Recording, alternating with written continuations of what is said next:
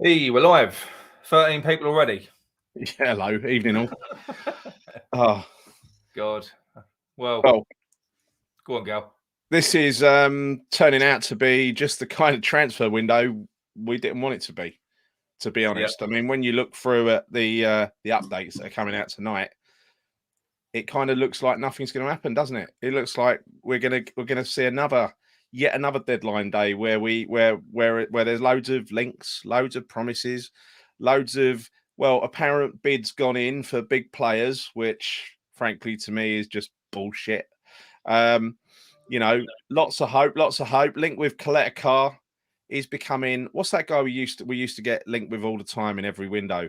Oh, The Batshuayi, wasn't it? no, you remember the Chelsea player, the tall blonde one, the Icelandic one. What's his name? Goodman's. Was it Goodmanson? Johnson, wasn't it? Good Johnson, yeah.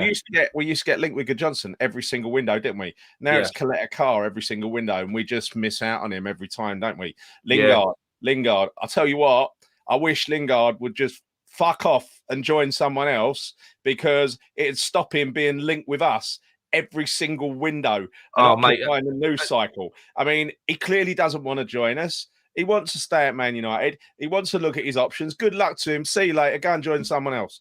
Right? Stop pissing up our windows. He almost. Having said that, Gary, it's not him pissing up our windows, though. It's us clinging on to him. Listen, he almost screwed up our summer window as well, keeping us hanging on, and then deciding, he has got a future with Man United after all, and then we end up with Vlasic, right? So that's fine. Hopefully Vlasic, turns out well and all that. But look, to be honest, I feel like in the last couple of days, and I started out quite calm because I felt sure we were going to sign at least a couple of players. We know that we always sign players late, right? For some reason, in the winter window in January, we always sign players late. Happens every time. So I had a bit of faith that we would only in the Moyes era, Gary. It feels like in the last couple of days we've just been led down the garden path. We've had all these, these different stories about, 1 minute on Saturday morning, we're bidding for Rafinha. Hello, John. Hello, John. Can you hear us? Is he hear us or John's I think John is flogging a dead horse at Rush Green at the moment. I think that's where he is. John, drop off and come back on again, mate. We can't hear you. Yeah. To blame, I ain't got a clue who's to blame. All I see is West Ham are to blame, and that is a culmination. And that, and what by West Ham, I mean Moyes, I mean Sullivan, I mean Gold, I mean Kretinsky, I mean Newman, I mean everybody. The whole of West Ham are to blame because that team have not worked together to bring the players that are needed to make this second. Now we've got to rely on no injuries in the second half of the season, right? No serious injuries second half of the season.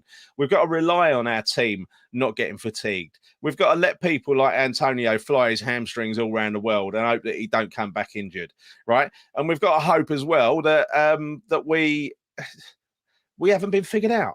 Right. Do you know Lampard's been at Everton for about 2 hours and he's got Donny van der Beek and Dele Alli.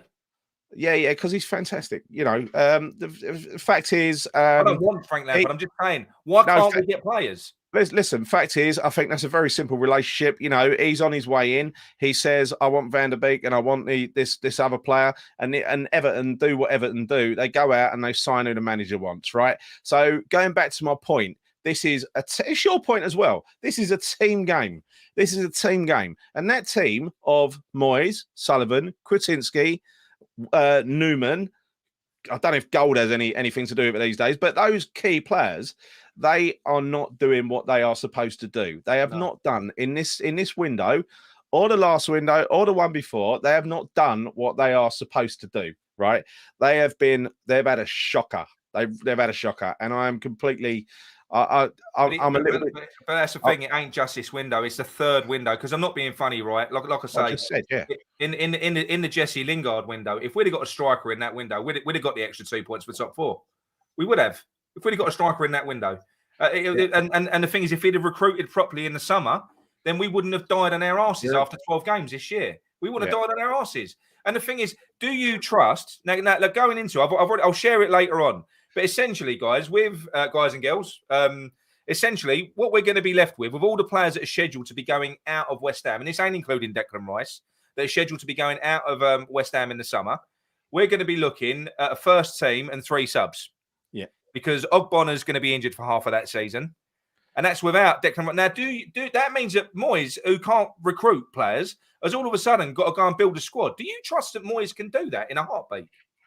Well, I think we need to look at heartbreaking if he can, because he ain't been able to do fuck all in these windows. Well, I think it's highly unlikely. Kieran's 10 hours into the future, and he said we still haven't signed anyone. So thanks, Kieran.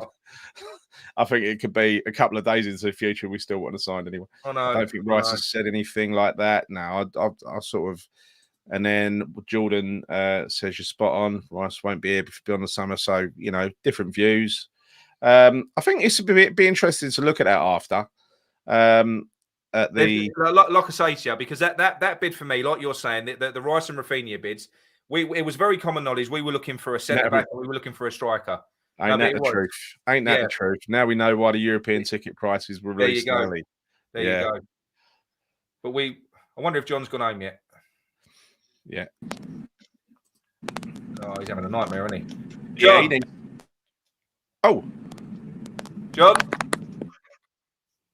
That looks a bit scary, really, doesn't it? It does. It's like a horror film, isn't it? Yeah. Oh, fake taxi, John. Right, hang on. Let's remove him. 3 hours yet. Well, not quite. It's 2 hours 35 minutes. 2 hours 35 minutes to go. Yeah. I mean, like I say, for me, that was completely. We was looking for a defender. Yeah. We was looking for a striker. If it was going to be a razzle dazzle kind of link like they used to do with Lacazette, put a half-hearted bid in that they didn't think was going to get accepted, it would have been for a striker. It would have been for someone like that. What's happened there is that's a left field. What do you mean, like Nunes? Yeah, but he's a striker. Yeah, exactly. That's exactly the same thing. Rafinha to me is in that category, and I think this is what annoys me. Always loan with an option to buy. Always, every time now. We went down that road once or twice, and now it's every single deal. We don't pay up front for anyone anymore. Shambles. Yes, it is. Vlasic. I bet you wish we got him on a loan to buy Vlasic. Would we have signed him? Only Piglet negotiates, not Moyes. Yeah, I agree. We did buy Vlasic. Yeah, you're right there. We paid 19 million and Zuma and Zuma as well. Yeah, so my point kind of falls apart a little bit. Yeah. Moyes does differ. I agree. I have a feeling he's been chasing Lingard for the whole of this month. Yeah, and that's to my point earlier. I wish Lingard had just go and sign for someone else because he clearly is not interested in signing for West Ham. I hope this is the last window that Lingard ruins. Because this is 2 windows running that have been dominated by Lingard. Just when you think Lingard's gone, his brother tweets a fucking picture about West Ham or something like that, right? And it gets everyone all excited again and gets their hopes up. I just wish they'd go away. Just go away. Seen enough. Right. HMP. Strange ways have more players in the windows than we have. Yes, that's right. Mason Greenwood's doing quite well in there. You make that at the beginning of the window this time around, and Newcastle will outbid you. Yeah, I mean, Newcastle will just seem to be throwing money all over the place. They didn't get Eki Tiki, though, did they? Or did they? I think they did in the end, didn't they? I'm sure they did. Yeah, but I don't think they really need him, do they? I mean, I think they've got enough. Sullivan sulking because his recommendation's not carrying weight. Yeah. Sabotaging Moyes' choice is guaranteed. I hope the blood reasons are within the safety. Yeah. Look, mate, you may well be right, but I've got to be honest with you, and this is the thing. I don't doubt that David Moyes has been offered alternatives to his primary targets because that's a Sullivan style. But you know what? When you're in a position that we're in, I think that David Moyes is so stubborn that he wouldn't even consider. He wouldn't even. It would just out of principle. He wouldn't consider anything. Now it could well be that every now and then you've got to take a Sully special when you need them, just as a squad player. But if David Moyes isn't going to do that, then that's not a working relationship. It's never going to work. Because you've got 2 stubborn blokes, and it is a match made in hell. So I agree. It's a shame. I agree, but that's what I'm saying. You can't blame one more than the other. I mean, I blame Sullivan. I also blame Moyes. I also blame the head of recruitment. He ain't the head of recruitment. He's not. He's a scout. He's the head of recruitment. Yeah, but he's just a scout. He doesn't go out and sign anyone. He's literally just a scout. No, not Moyes. Not Moyes. Then Newman's. Yeah, but he's not, because that's like a director of football. He's literally the head scout. His title is head of recruitment. But that gives you the impression that he is the one that goes head of recruitment. Means that he's basically, because director of football is what you're thinking. You're thinking that his job is to go out and get players in and do the negotiating. That ain't what he don't do negotiating, Rob Newman. His job title? No, he doesn't. But his job title is head of recruitment. Yeah, head scout basically. Well, yeah, probably. Because at the end of the day, is David Moyes going to sign any player that he doesn't want? Sorry, say that again. If David Moyes, basically, I don't think he's got it in him to delegate full responsibility to someone else. So he won't take Rob Newman's word that a player should be signed. His son's one of the scouts as well. David Moyes' son is one of the scouts as well. Yeah. That's right, Grant. And I agree with this. Rafinha and Phillips just came across as Sully bids. They really did. Yeah. Unfortunately, with that one, Sean, I wish they were. I think that for me, that's just it's illustrated a bigger problem that we're going to have to face in the summer. Yeah, I think that's a bit of an insight into what we should expect in the summer. And this one here, we've been linked with Coletta Carr for years. Yes, we have. It was several windows now, lots of windows. His name always crops up, doesn't it? But it has been released. Do you know it's been leaked as well? It's been released as well. The player does want to join. Yeah, I know. It's a shame, isn't it? And 15 million when he's a 25 million player, probably. You know, it's a shame that we won't just pay the money. But I think they think that Marseille are in Stuck and they can push them around and craft the deal that they want. Maybe they're not in as much Stuck as they think. So we won't even finish top 6, let alone top 4. I don't think Paul was ever really on with our squad. Top 6, yeah, I think it'd be an outside chance now, to be honest. I think we're looking at 7th or 8th in my mind. We won't get 7th. The third transfer window, we've had a chance to sign a striker. Yeah, it's appalling. How can a Premier League side? Look at how many strikers, for instance, Newcastle, one of the bottom 3. Look how many strikers they've got. And they keep buying bloody strikers. If they bought that Ekatiki today, that's another one. I'd like most of their strikers. Apart from that one they signed from Burnley. But you know what, Gary? I would, in this situation that we're in now, and I know people are probably going to go mad, but in this situation we're in now, I would have taken Carroll on a loan to the end of the season. I literally would have. Because it can't be, but you might as well. If you're going to have no one, I mean, he's a good option off the bench at least. Just give us something different. I mean, he can't play that. That means that he's going to play. Antonio is out on his arse. You know it. Do you know something? Yeah, they almost deserved Antonio to get fucking injured on international duty. That's what they deserve for what they're doing at the most. I hope it don't bloody happen, but it's going to happen at some point. His hamstring is going to pop at some point.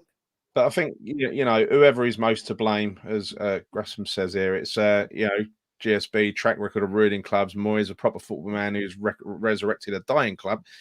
We do deserve answers. It would be nice to find out, because. Can I, Gary? Can I give you the answer? Gary, just let me have a quick go. Can I, please? Just 1 minute. Just let me do it. Right. Okay. Right. Press conference coming up at 11:10 from David Moyes. Okay, it's going to be, we did try. The board are fantastic. They've been amazing. But unfortunately, it's really difficult in the January transfer window. We've had COVID. That's helped. That hasn't helped the finances. It's been really, really tough. And unfortunately, we can only add players that we think are going to improve the team. And the board have been amazing. They have been fantastic. Just want to reiterate that the board have been amazing. And yeah, unfortunately, it's just one of those things. We will go again in the summer, and it's I just think that the West Ham fans are going to be happy when they go back and they see their heroes over at the London Stadium. And please don't be disheartened. We're going to be okay. But it is really difficult in the January transfer window. Anyway, evening, Nige. I just want to say hello to Barney. You all right, mate? So, he loves the passion, Nick. He loves the passion. I tuned in. I missed the start, to be honest. And listening to what you were saying there, I thought you was on paper there. I thought this is not the Nick. Gary's been going as well. Gary's been going as well on this one. I didn't realise it was sarcasm. It is all it is sarcasm. Well, it's coming. We've got the templated response coming out. It's been written by Sullivan that he's going to read out. I would like to know though, because this is a failure by the club to sign absolutely nobody. Right, this is a failure, yes. And I would like to hear why they've failed. Properly.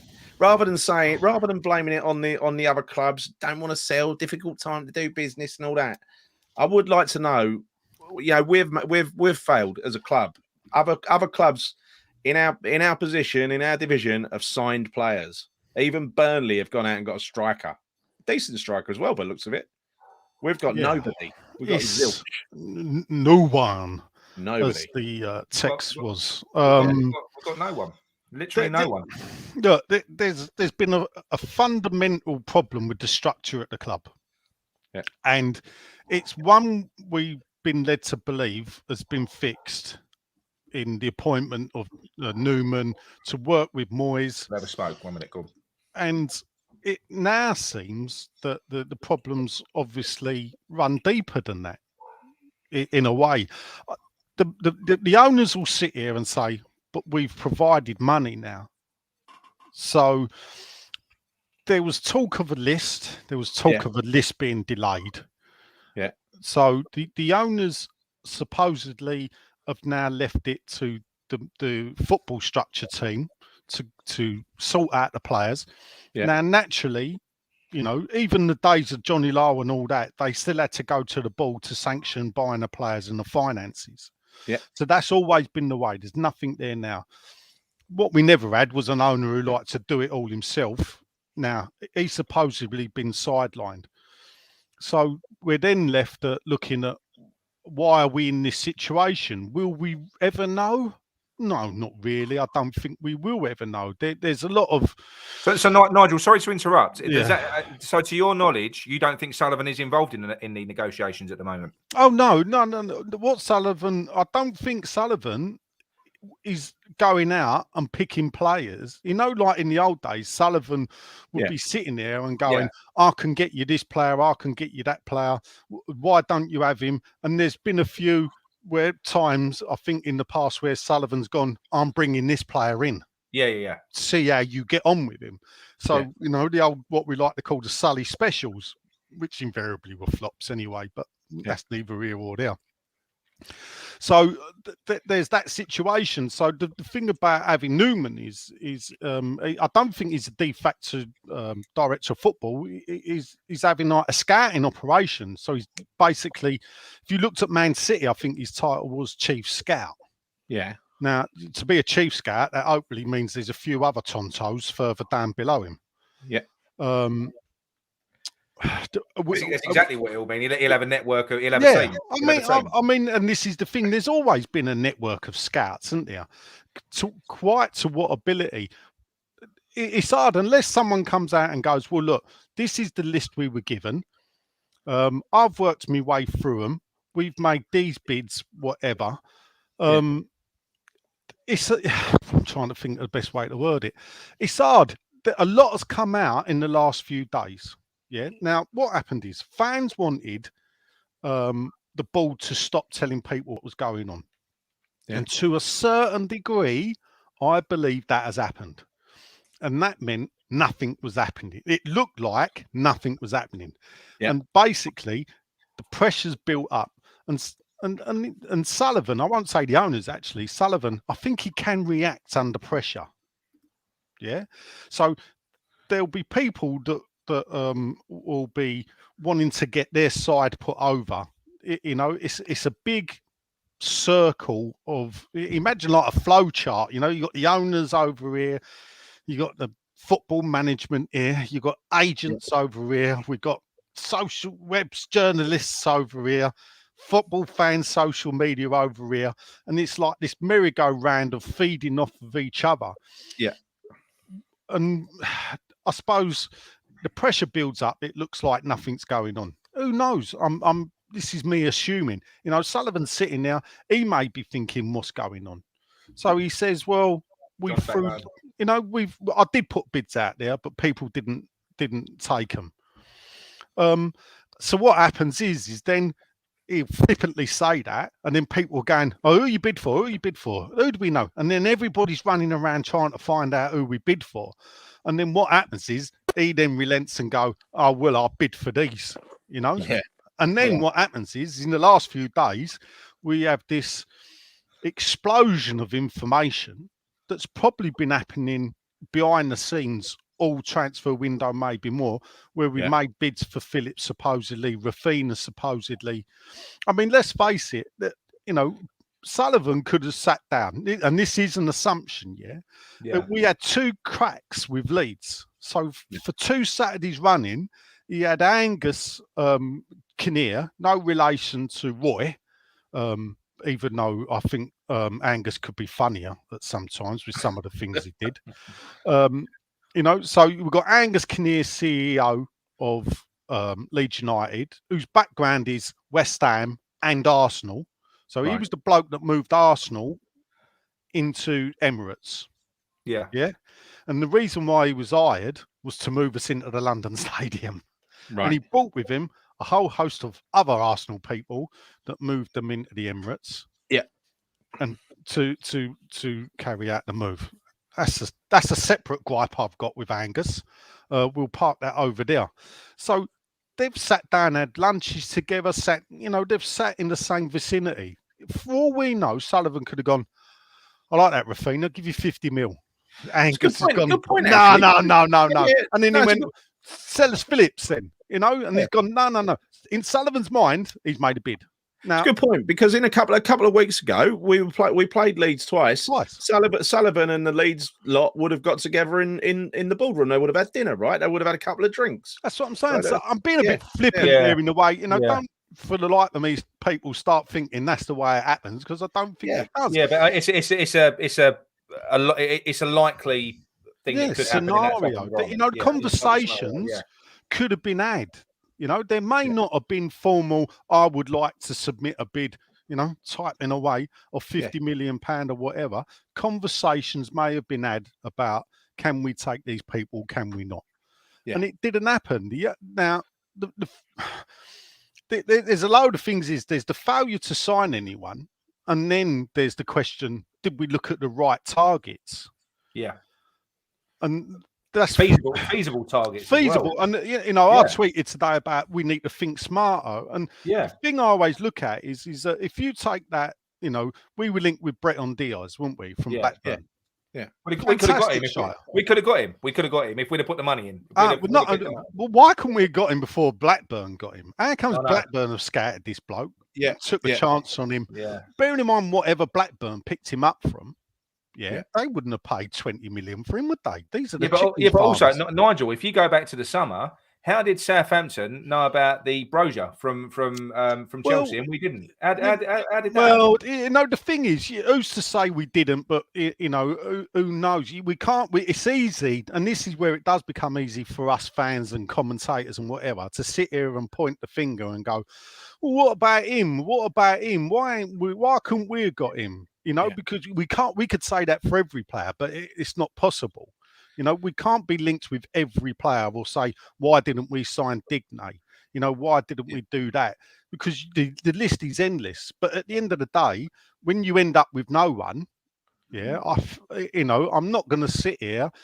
You know me, Nick, innit? I'm normally going, hold on, Nick. I think you. But now, can I ask you, in your opinion, do you think that the reason we go currently so late in the window is that David Moyes or David Sullivan, the reason that it's been left so late in this occasion? Because our take is, I'm sure you'll agree, they can keep it. They can keep information as quiet as they want to keep it. They can keep their cards close to their chest. But the minute you place an offer and you bring an agent into the picture, by placing an offer for a player, it's in the public domain. That offer's been placed because they've got to advertise it. So that means really we've only been making bids in the last 3 days. No, I don't agree with that, Nick, at all. I'm not telling people how many people you got watching. Yeah. Is it low? Listen, the 50 million bid weren't public knowledge, but there was a knowledge of it at least a week ago. Yeah. No. But I mean official bids that are placed for players. No, but what I mean is, why were we not going for players earlier in the window? Why were bids that newness? How do you know, Nick? What you're saying is you're making a mistake. How do you know when the 50 million bid was put in? Because you're assuming because it's public knowledge. Nigel, you know the way it works. An agent's job is to get the best possible deal for their player. If a club puts in an offer for a player, They leak it because it's their job to get the best deal for them and the best deal for their player. Hold up, but they put it in the public domain. If the two people talking about it, haven't got an Yeah. agent in the room, so it's one owner to one CEO. Yeah. But there's always an agent involved. Well, no, not if the CEO turns around and goes, "No, it ain't happening."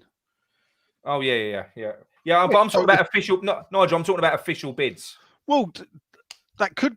If he sits there and goes, it could be an official. You know, Yeah, what is an official bid? what What is an official bid? Yeah, Until how you get do to you the point submit- where, yeah. until you get to the point where a bid, a formal bid is submitted in writing and accepted in writing, and a deal goes forward, and they actually contract, right? How do you know what is an official? You know, an official bid could just be a verbal bid. When right? do they It have could to just- support? When do they have to inform the player? And this is the thing: Yeah. we don't know. When does the club? Because the only way an agent gets involved is when the player's been given knowledge that a bid's been made for him. Now, That's true.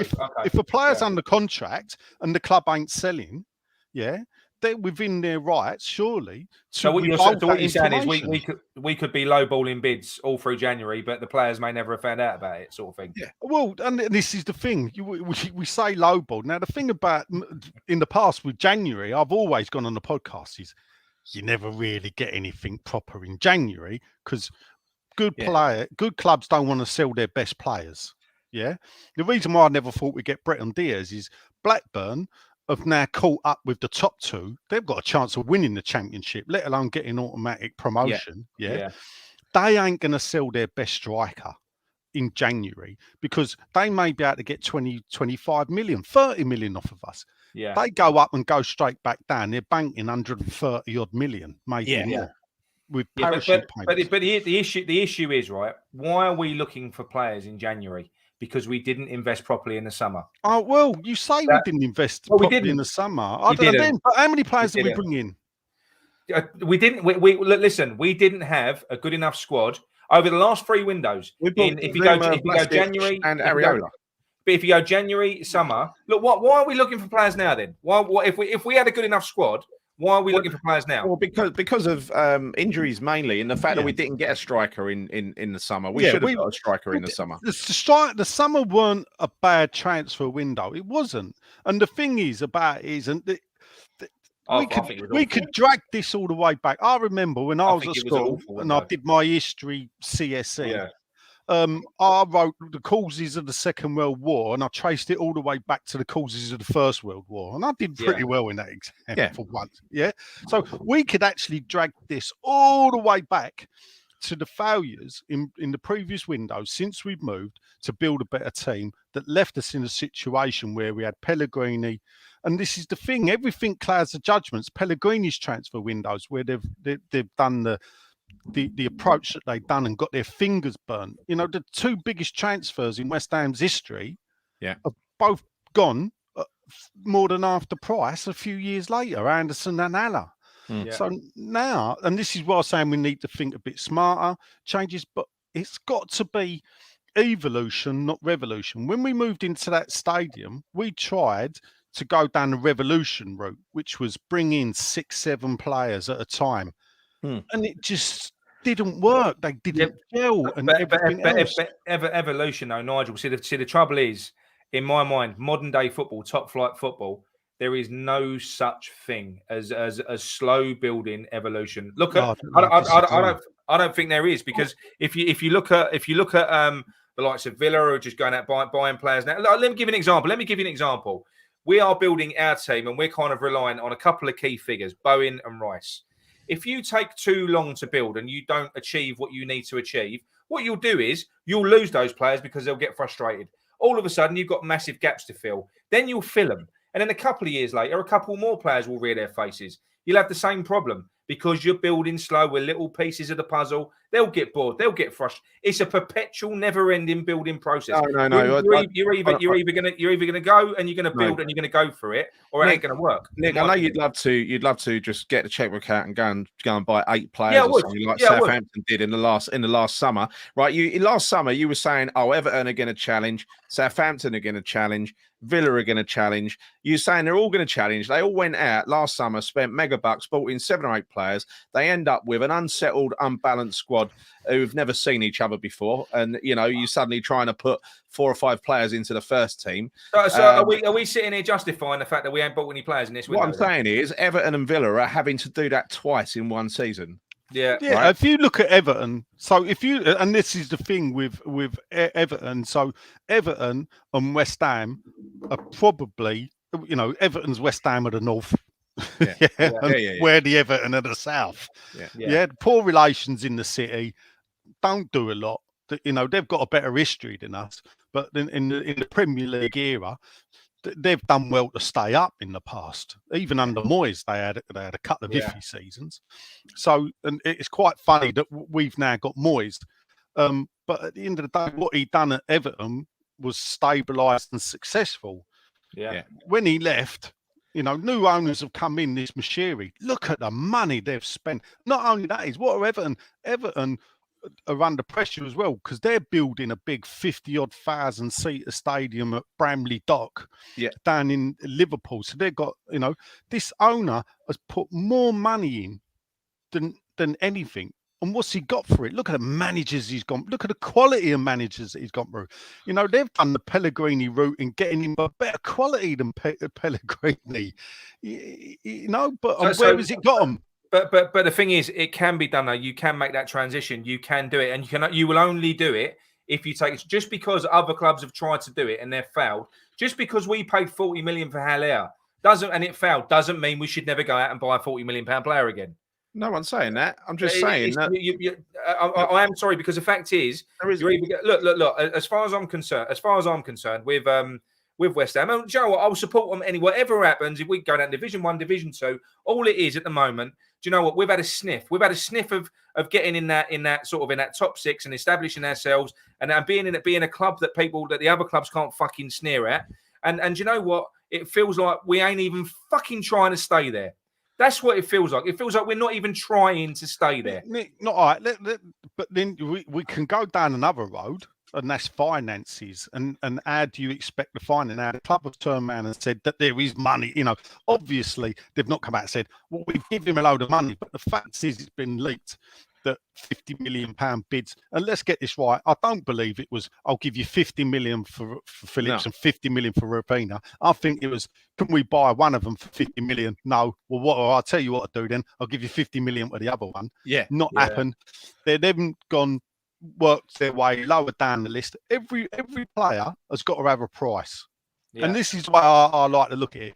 When I buy stuff at auction, so and when I'm buying stuff, because believe me, if people buy at auction, you can get carried away. You could get. So before the day of the bidding, or when I look at something, I go through the item, do a bit of research, and I put a price what I'm prepared to pay. Now, generally, it will be more than the auctioneer's estimate, but it's what that thing is worth to me. Now, if it's a unique item that I haven't got, a bit of paper that is totally different from anything other bits of paper or things I'm collecting, that's going to be worth more to me. So a program ain't worth a lot to me. I've got 3,000 of them. So if we're looking at midfields, if we say my programs are midfielders, I've got an abundance of them. I don't need to bid big money. But if I've got like a player's contract, which is like a holy grail of like material. If you got something like that I haven't got, then you think, well, I'll pay over. The auctioneer may say this is worth 100 to 150. I'll think, I really want that. I'll pay 250 for it. Yeah. That's the striker.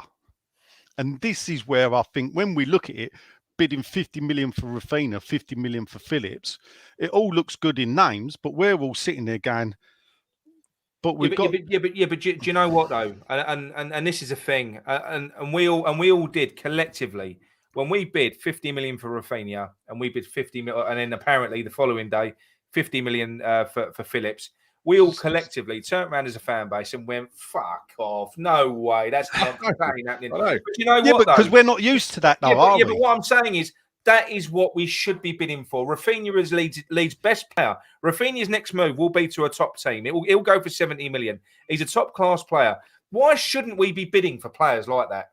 No, this that stage, is why true. shouldn't But we? if you're Rafinha, right, and this is the thing, and this is where I go to fans' perception now. So, Yeah. what is your perception of West Ham? Is what as a club compared to Leeds? So let's do a straight comparison. No difference at the moment. No difference. So why would Rafinha want to join West No, Ham? but I felt different to that. This is a correction for me. So coming up to this window, you know all the moaning. You've been listening to my moaning, Nigel, on WhatsApp. I've You still know all the got moaning. 25 messages to go through. I know, but you know my moaning. But you know what? With all that said, I said to Gary earlier on, I still didn't truly believe that we wouldn't sign anyone in this window. No, I never did.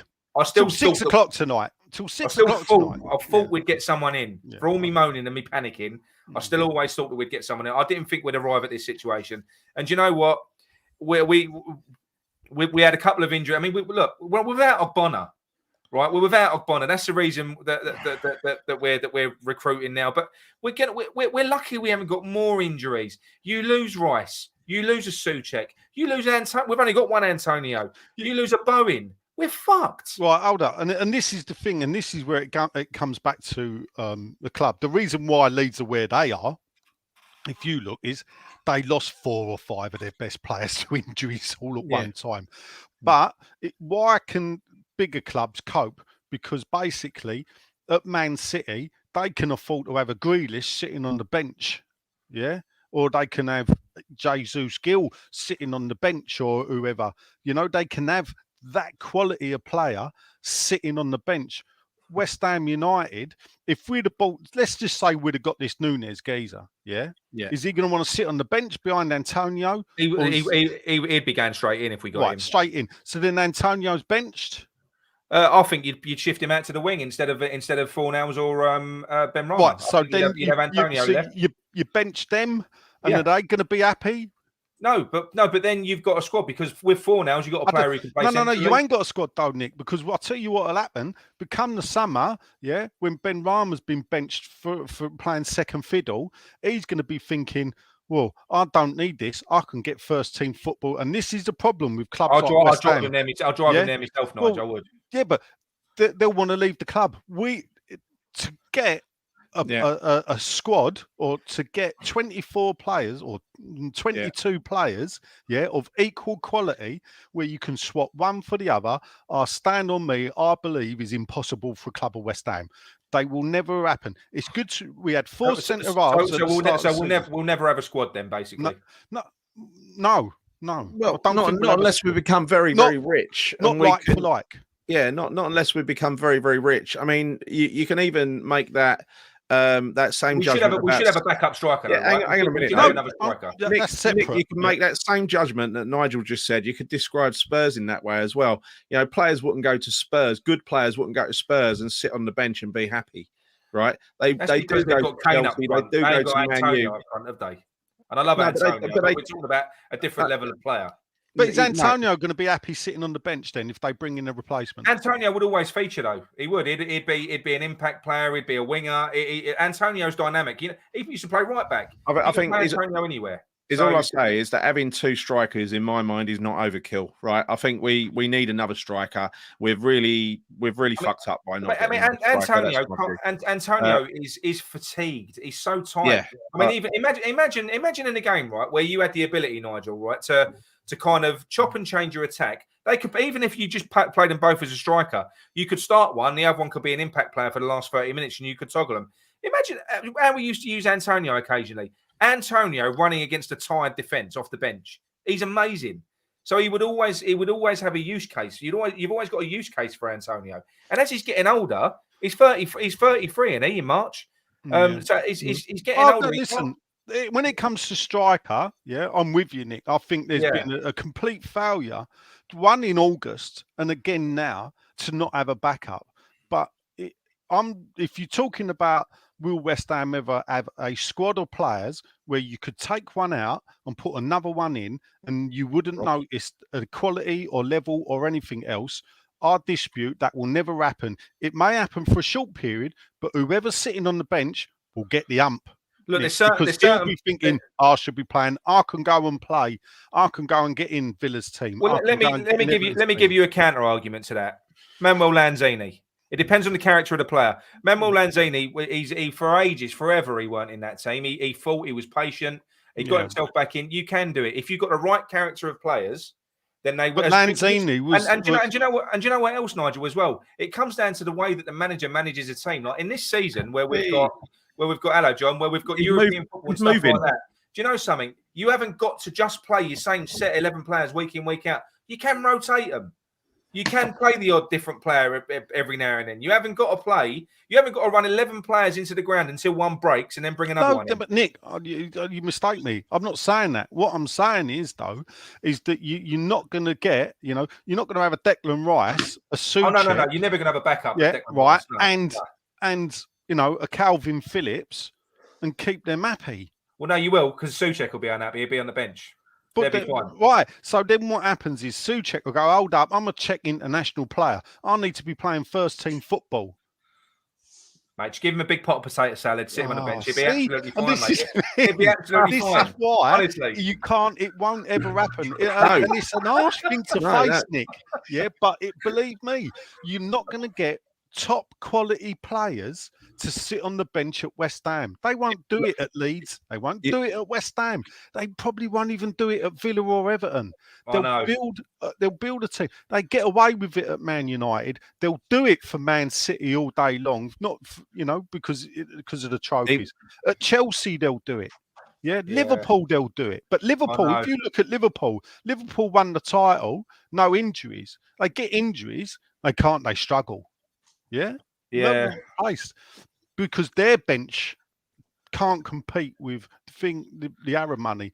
The thing is, and we've got to accept it, is, there's another team. I'll never accept it. And in 3 or 4 years' time, we're going to be throwing Newcastle in the hat.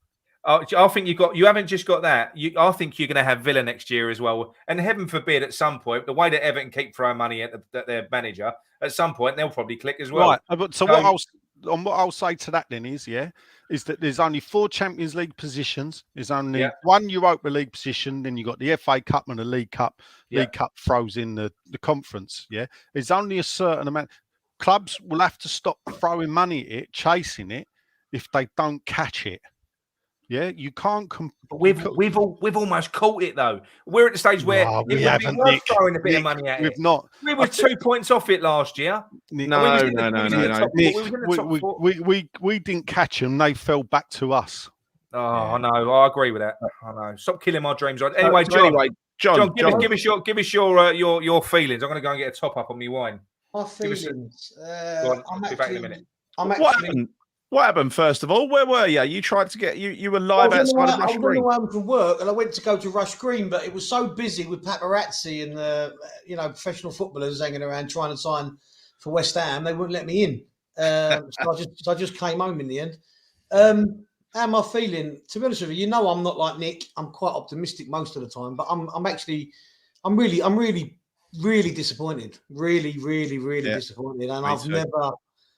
Because, like Nigel says, it's hard to attract players because maybe we're not the team to others that we think we are as fans and whatever else. But, for the sake of bodies, getting bodies in, there's people out there we could have got.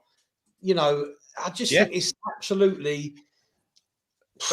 That's right. I've been saying for ages, in my opinion, this is one of our biggest windows, in my opinion. I know we've had relegation and all that before, but in terms of progression as a club, I thought this was a big opportunity to push on.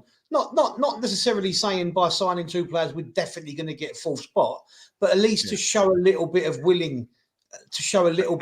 let's give it a go. Do you know what I mean? I'll tell you my worry with this now is that we're down to our I won't say our bare bones because our injuries are coming back. We've got literally Ogbonna injured. We've got Ben Rama coming back and everything else, but 1 or 2 injuries down the line, and it can be 1 or 2 injuries anywhere on the pitch, right? Then suddenly you are at your bare bones. We're literally 1 or 2 players away from our bare bones. Yeah. Now, what happens when we've got a league game with a Europa Cup game the following week? What do? Do we suddenly give priority to the league game or priority to the Europa League game? when it's Europa League versus FA Cup, what do we do? Do we balance? Do we give the FA Cup priority or do we give the league priority? So that's what I think. Not signing a couple of players has done for us is put us in that position where we're going to need to unnecessarily balance the squad and pick between competitions. And I think we could have helped ourselves out of that. This is a great chance to help ourselves out of that. And we've just done nothing. I think you can put your FA Cup away now, Nige, I reckon. Yeah. Nick, we've got more chance of winning the cup than getting fourth now. But the thing about it, Nick, and this is the thing where I know you're chasing the dream or whatever. But what's the point? And then this is the thing: why chase fifth place means nothing. I'll tell you what, go for the cups. We Go said this for the before. cups. Yeah, but we're a cup.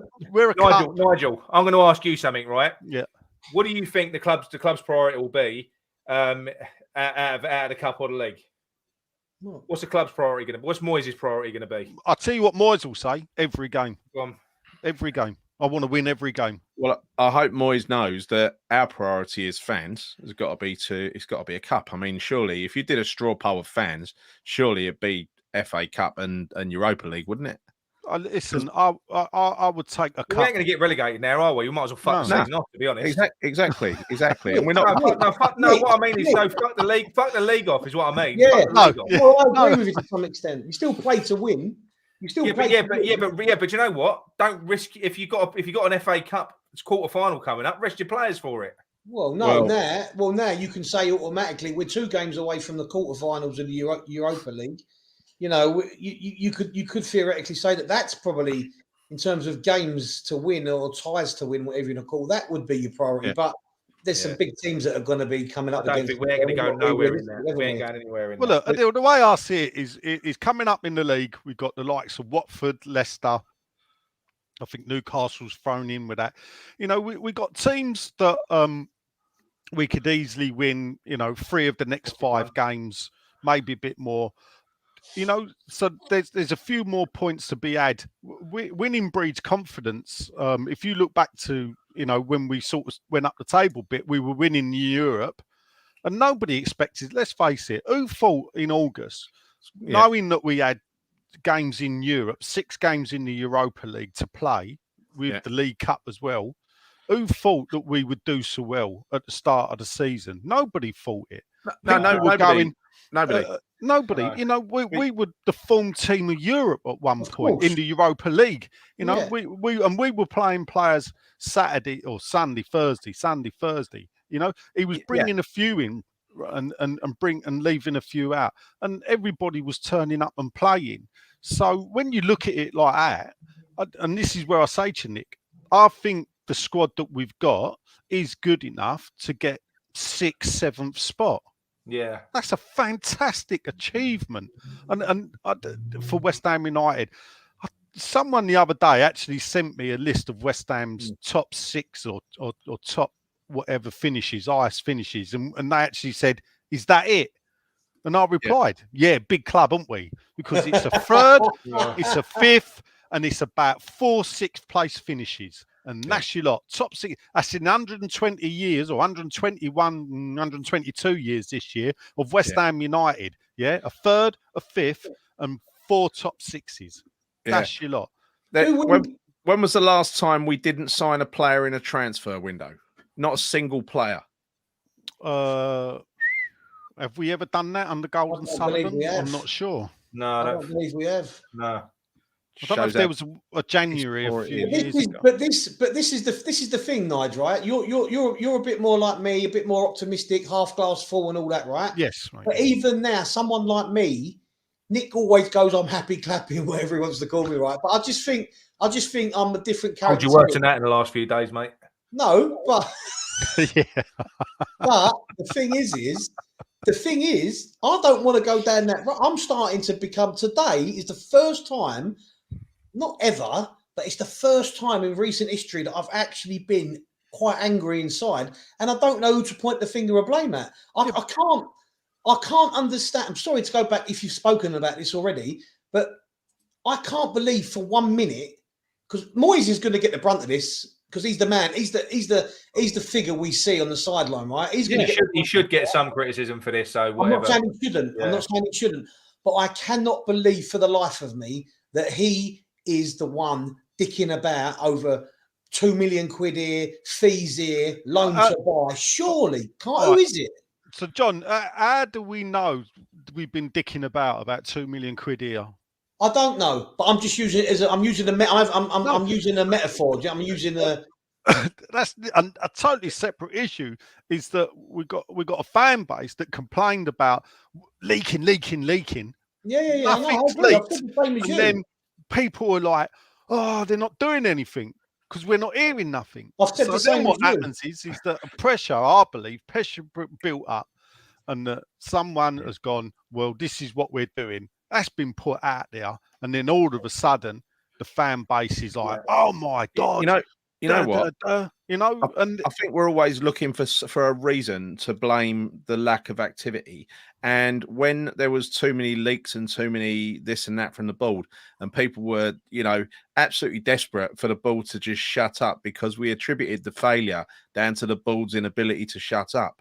Now the board have shut up, and we realise they're doing as much activity, probably less now than they did previously in terms of action delivery at the other side of actually signing players. I think now people are just getting frustrated. They'd rather hear something than nothing, and because they're neither hearing nothing nor seeing activity. No. Do you know? No, listen. It's been a really empty window. This thing, but a lack of information. That do you know something? That would be a good thing if there was stuff happening. If all of a sudden on January the 5th a player comes in that we didn't know about. If January the 10th, January the 15th. But when you've got fuck all happening, nothing at all, then people start to panic. And that is the issue. That's the issue. If we were seeing players coming in, we wouldn't be moaning quite so much. But it's the fact that it's got to this stage in the window. The lack of information correlates to the fact that there is a lack of anything happening really at the moment. Yeah. It does. It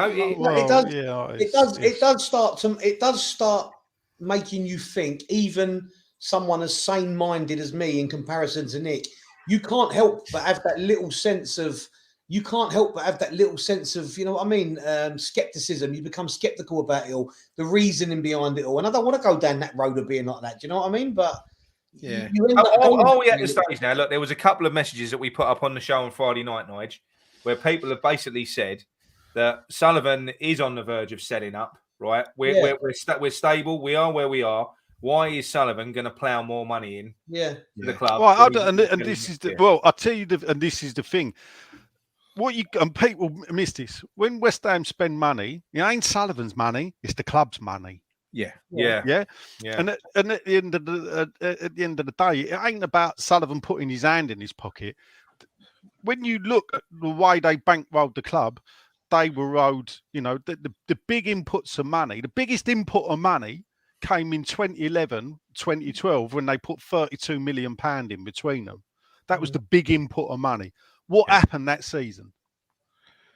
When was that? 2011, 2012. It's when we got relegated, wasn't it? And that is why they had to put 30. Because believe me, when they gone down, they wouldn't have had to put the money in. Yeah. They bought the club to make it self-sufficient. At times, to keep the club going, they've put money in their own pocket. Like the pandemic, they come up with the share issue. Now, what a share issue does is it devalues the price of shares, but allows them to all pay money in.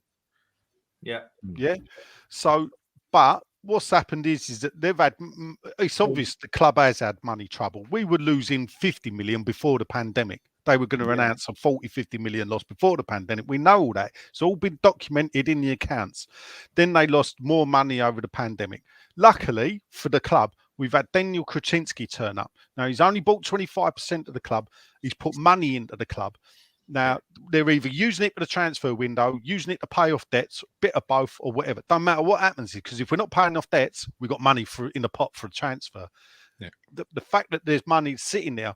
Now, the way I'll see it is that there's money sitting there in January. Moyes may think, I want these players. If you can't get them, I don't want anyone. I'll wait till August. And then that 60 million is now turned into 120 million. Yeah. Or 100 million. No. Yeah. So it will increase. And he may. And the thing is, you've got more chance of getting the players you want in the summer transfer window than you have now. What helps with this summer window is generally there should be a World Cup. Now, World Cup always muddies the water with the transfer window is because a lot of agents and won't want to move their players if they're top quality players. They're going to be in the World Cup.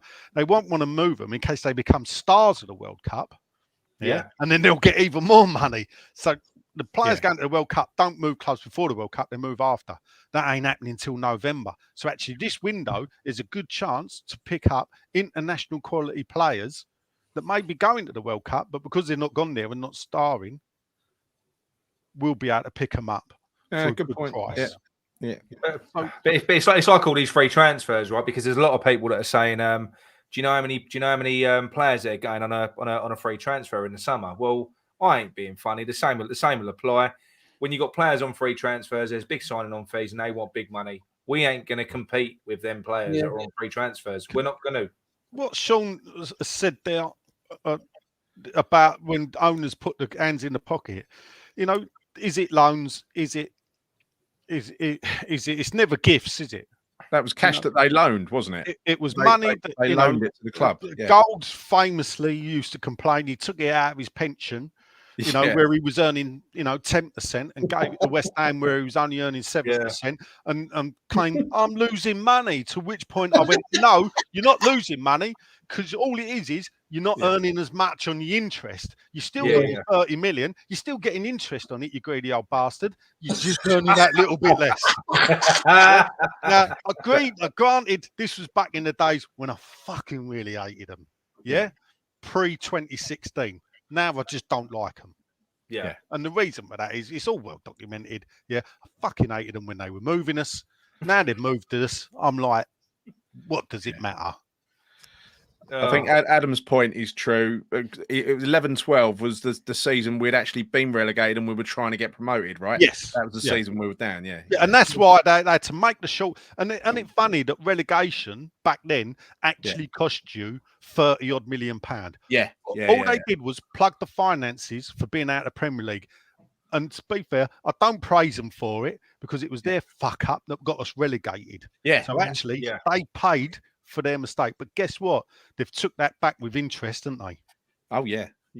Big time. When they sell up, and this is the thing I used to say this in Overland and Sea back in the day as well, what we got to remember is they buy the club, all the saviours, Who gives their money more freely? The season ticket holders that buy a ticket, go to the game, we put our money up as an investment, as a way for the season, or the owners that pay out 30-40 million pound, but actually when they sell the club or get their money back, they've now been to every game for free. Where over the 10-12 years of going to the club, there's people there. I know people that have probably gone corporate and have put 20 to 30 grand of their hard-earned money into that football club. In the time that Golden Sullivan earned it, they've not lost a penny, have they? Because their share price has gone up. Are they going to sell? Do you know what? I could sit here and people will go, oh, I've had Sean in my ear or whatever. And I don't think they are. But deep down, I think they are. Yeah.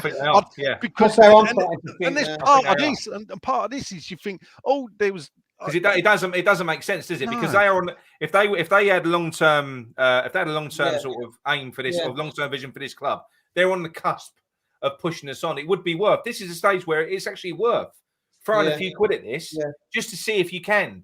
So and also they've got a manager that they trust not to waste their money. So it's a good risk. It's always a risk to buy players.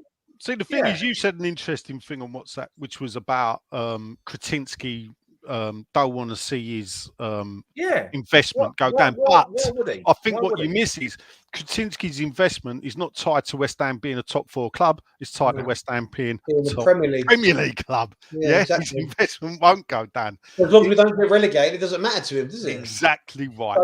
So but the thing is, I think he bought into us when we were at our, it's all relative. He bought into us when we were at our peak. So we were at that time. I think we were fourth. We just beat Liverpool. Ever since then, it's gone fucking downhill, isn't it? We were in that. We got through into Europe. Now I'm not being funny. Nick, I'm sorry to laugh. We're only 5th. No, I know. No, it's so downhill. You Yeah, know, but the form's gone down. But what I'm trying to say is, now listen, if we're still in the Premier League this time next year, but we're not in Europe and we're not that, then we're not worth as much as what we were when he bought us. Well, I don't yeah, think. yeah, We but haven't got the same status. I think it look, it's a pretty safe investment if we stay in the Premier League. The asset's going to grow over a period of time. It's not You going to know, grow massively though. yeah, From what he bought it at. I it don't does think. because it depends on TV contracts. If the TV contracts keep going the way they are, I honestly think that they re-signed up during the pandemic with Sky, a bit of like smooth it over with Sky as in to do with the payments for games that were delayed, cancelled, or whatever. Even though Sky got more games to televise, everything else. The future is the Amazon route. Give it 10 years. Imagine. And this is what perhaps Kretinsky could be looking at. Imagine the income. What would a Premier League football club be worth? Well, I've got to be honest. I think the Premier League have got to be launching their own service. Imagine what that would be. No, worth. that's what I'm saying. So, but No, what it's you not got Amazon. If they launch their own service. But if the Premier League launches their own service, who owns it? Well, if I was a Premier League, who owns the Premier League? I don't know. Right. Each club has one share. The clubs, yeah. Oh, I didn't know that. Yeah, Didn't and know when that. the club gets relegated, they have to relinquish that share, and it gets taken over by the club that replaces. There you them. go. Every day's a learning day. The big clubs would like to see they would like to see themselves benefit from their own TV money. So Man United would like to benefit from Man United's TV money, and vice versa and the same for Liverpool and for Man City and all the others. Having said that, I think as a global, I don't know what the TV audiences are, but I know as far as the next band of clubs outside the Giants, we're quite well followed. We would have a very healthy TV audience if it went onto something like that. When it gets down, even fucking Millwall signed someone. Yeah, but look, I've got an email today from Orient was meet our two new signings, and Shadrach only on loan from Exeter. Yeah, I don't know where they found Shadrach from. I thought he was played for Emmerdale. Shadrach Hoggy. Oh yes, John. But even Orient have signed a couple of players. Oh, well, Frank Nuble's he's transferred to. Is that what you just said? Frank Nuble's transferred to Leyton Orient. He's one of them. Yeah. Yeah. Frank Noble, ex-West Ham. Nuble, yeah. Noble was at Colchester, wasn't he? I think. Yeah. Yes. Yeah. Bloody hell. Yeah. Wow. Yeah. Well, he's not struggled everywhere else. Might as well. Remember that? Just to talk about old. You remember that? Is it Quinner? We sold to Watford. Yeah. He's just gone on loan to Barnsley. Bloody hell. Hang on a minute. I've just seen that Carvalho. I don't know who it's for. What, Fulham? I'll wait for it to flash up again. Fulham are asking for a higher fee on Carvalho. Who's he going to? Fuck's sake. Well, Liverpool were rumoured to be on it. I know Silva was trying to dig his heels in, and so I was told he's not leaving to at least the end of the season. Do you think like obviously if we talk about individual targets we had, like that Ekiteke, whatever his name was. Ekiteke, I thought he was overpriced at 20 million, right? But in theory, if Newcastle wouldn't have come and blown our offer out the water, then the 21 million that was declined maybe would have got accepted, and we would have had one player in. Well, how do we know West Ham have just submitted? Hang on. Well, breaking news: West Ham have just submitted an improved offer for Darwin Núñez. They just said on Sky Sports nothing's happening. Who's telling the truth here, Nigel? I'm on Sky Sports. It was flashed across. But is it not Darwin Núñez that says I don't want to join West Ham? Well, that was the story earlier on, and then I think it was no. That was the original story, and then that story changed. And apparently, Benfica turned down our kind offer. Our offer, yeah. So I've got to keep an eye on this now. So I've got Sky. Jack Tenori, isn't it? Who's telling you that story? Jack Tenori? I tell you, imagine after all this morbid shit, we sign a few good players. I know. They're right. The thing, you know what the thing is for me. I think I heard you touch on it earlier about Phillips and Rafinha. I would rather go and buy 3 or 4 players totaling 50 million than go in and buy one 50 million. No. Listen, honestly, Nick, we need more than 150 million. Oh, I know. We need players. We don't need one player and that's it. But my rationale was, John, right? Yeah. You can have a load of good players in your team, but you do need occasionally you need a special player. We've got one in Rice. At the moment, Rice we is, need bodies. At the moment, we need bodies. oh Nick. yeah, I agree with that. But I believe Nigel's given me a different scenario, which sounds like it could be right as well. But I believe if that is an official bid that's gone in from the club, if it's official, then that can only be because they're expecting Declan Rice to move. In my opinion. In my opinion. No, I think you were way wider than Mark on that earlier. That thing that you said about Declan Rice has gone to the board and said, "Listen, I'm out of here." It's a scenario. No, Gary. It's a scenario. It's a scenario, but I don't think Declan Rice, thinks of himself as that person that can go and tell the board of a football club what to do. I don't get the impression he's the kind I of didn't person say that. But no, Gary, let me speak 1 second. What I said was. I know it's Gary's you have quit bunk smoking. beds as kids. Gary's quit smoking. Everyone, can you tell? That's what you said. Yeah. What I said was, I think Declan Rice has got a lot about him, and I think if he's going to move on, he would have spoken to Moyes and said, "Look, I'm going to move on. There is a deal on the table, but I'm not going to go now. It's in the summer. I don't think he would just come to us and go, right, I'm going." But this is purely a case of reading far too much into a situation, because I think it's far more likely that over a drunken dinner between Sullivan and his mate, is the chief executive of Leeds, he said, "Tell you what, give you 50 million for that Rafinha." Okay, well, you believe your made up story, and I believe my made up story. You know what, 50 million for him? I'll give you 50.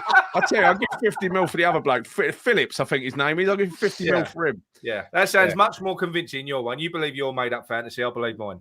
Well, I just, I just think it's all. To be fair to Gary, we can actually place our owner and the CEO of Leeds United into the room at the same time on at least two occasions. Two occasions. If you do that with your story. Yeah. I reckon Declan Rice spends a bit more time with David Moyes, though. Yeah. Everton in talks to sign Dele Alli. Leon signed Ndombele. Oh, what a waste of money that was for Spurs. It was 65 million quid for him they paid, didn't they? Yeah. I'm trying to look for this. West Ham have put improved offer in for.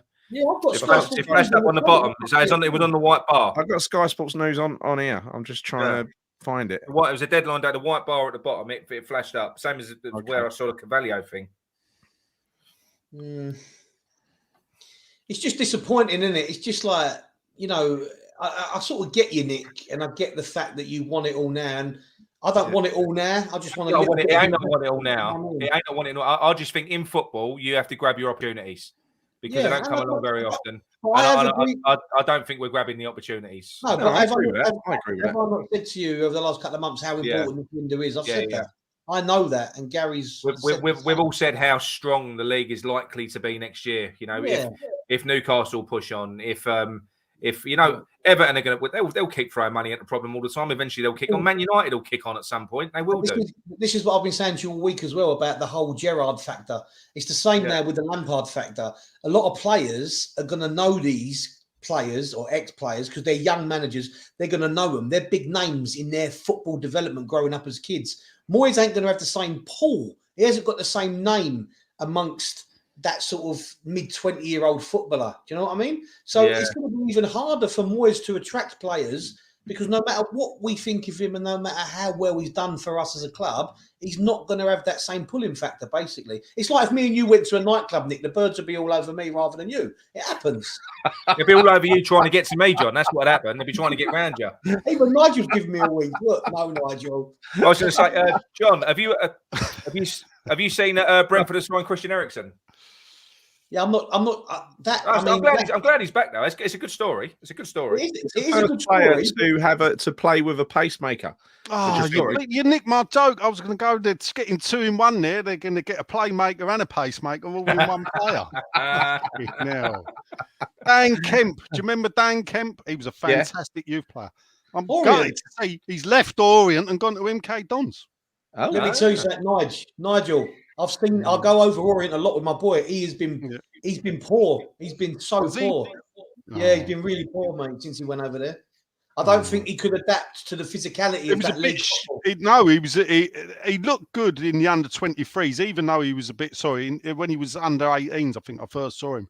I used to go over Dagenham now and again, and he did look it, but you could tell he was like he was shorter than Noble, you know. He's And you the think, cat- yeah, and League Two football is a physical bloody game, and he Yeah, works hard. who believes it? Sean, another pretend Nunes offer out the four of you. Who believes it? oh, Well, only Nick so far because he's the only one who's seen it.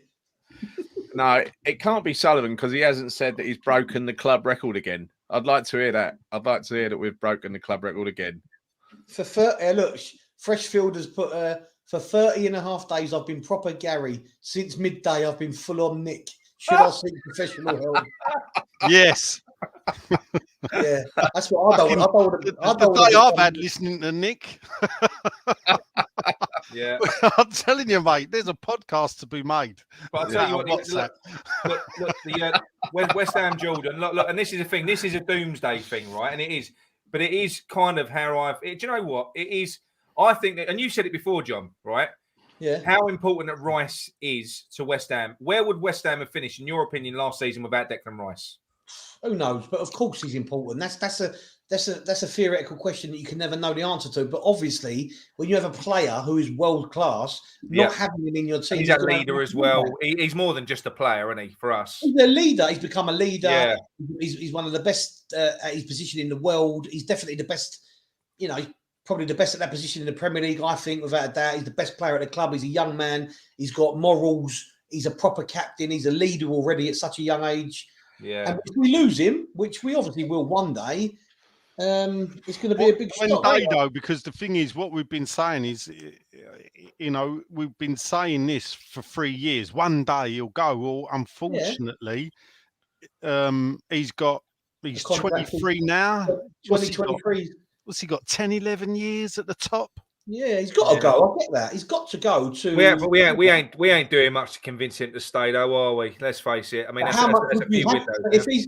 But Nick, if he's at that elite level that we say he is, what would we have to do or win to keep him? And we're not going to be able to do that. No. But for another season, But what I'm saying is, if you get yourself into the top 6 or the top 4 and you invest money, you've got bargaining chips. What chips has David Moyes got when he talks to him in the summer? I think the only chance we've got of keeping him is if we were to win. If we were to win the Europa League, because that's our only route to the Champions League, really. Yeah. I think if we won the Europa League, I think he would stay for another season. I think that is literally the only thing that would keep Declan Rice here. I don't think winning an FA Cup even would keep him here. You know, because even though, you know, people love the FA Cup, they don't perhaps love it as much as some of us. No. You know, I think he would love to. I think, because I do believe he loves the club, and I think that for me, I think if he won the FA Cup, I think he'd be even more likely to go at that point, because he'd be bailing out on a high. Yeah, an FA Cup win. I think his end. You know, it's. What can I say about this? We ain't going to win the FA Cup though. So no, I just think that before I thought he would only leave us for Chelsea, but I think now I think even the likes of Man City. Well, have you heard the Real Madrid rumours? Apparently, there's a big only from you. No, it's there. But they are believable. At the end of the day, Yeah, if you're Real Madrid and you're looking around, they want to start the new Galacticos. Apparently, what they want him, Haaland, and Mbappe. Yeah, and when they had the Galacticos, they had Makaleli, didn't they, sitting in the middle? Yeah. And this is the thing: people think the Galacticos was all attack. It wasn't. They had that player to sit there, and Declan Rice has actually. It could be that player. Not just sit there. Look at the way he goes forward and carries the ball forward. Do you think you shouldn't go forward, Nigel? You shouldn't go forward. You sit deep. What are you going forward for? Do you think Real Madrid might take Dawson as the new Jonathan Woodgate? Yeah. Would they take Ben Rama as the new Falbert?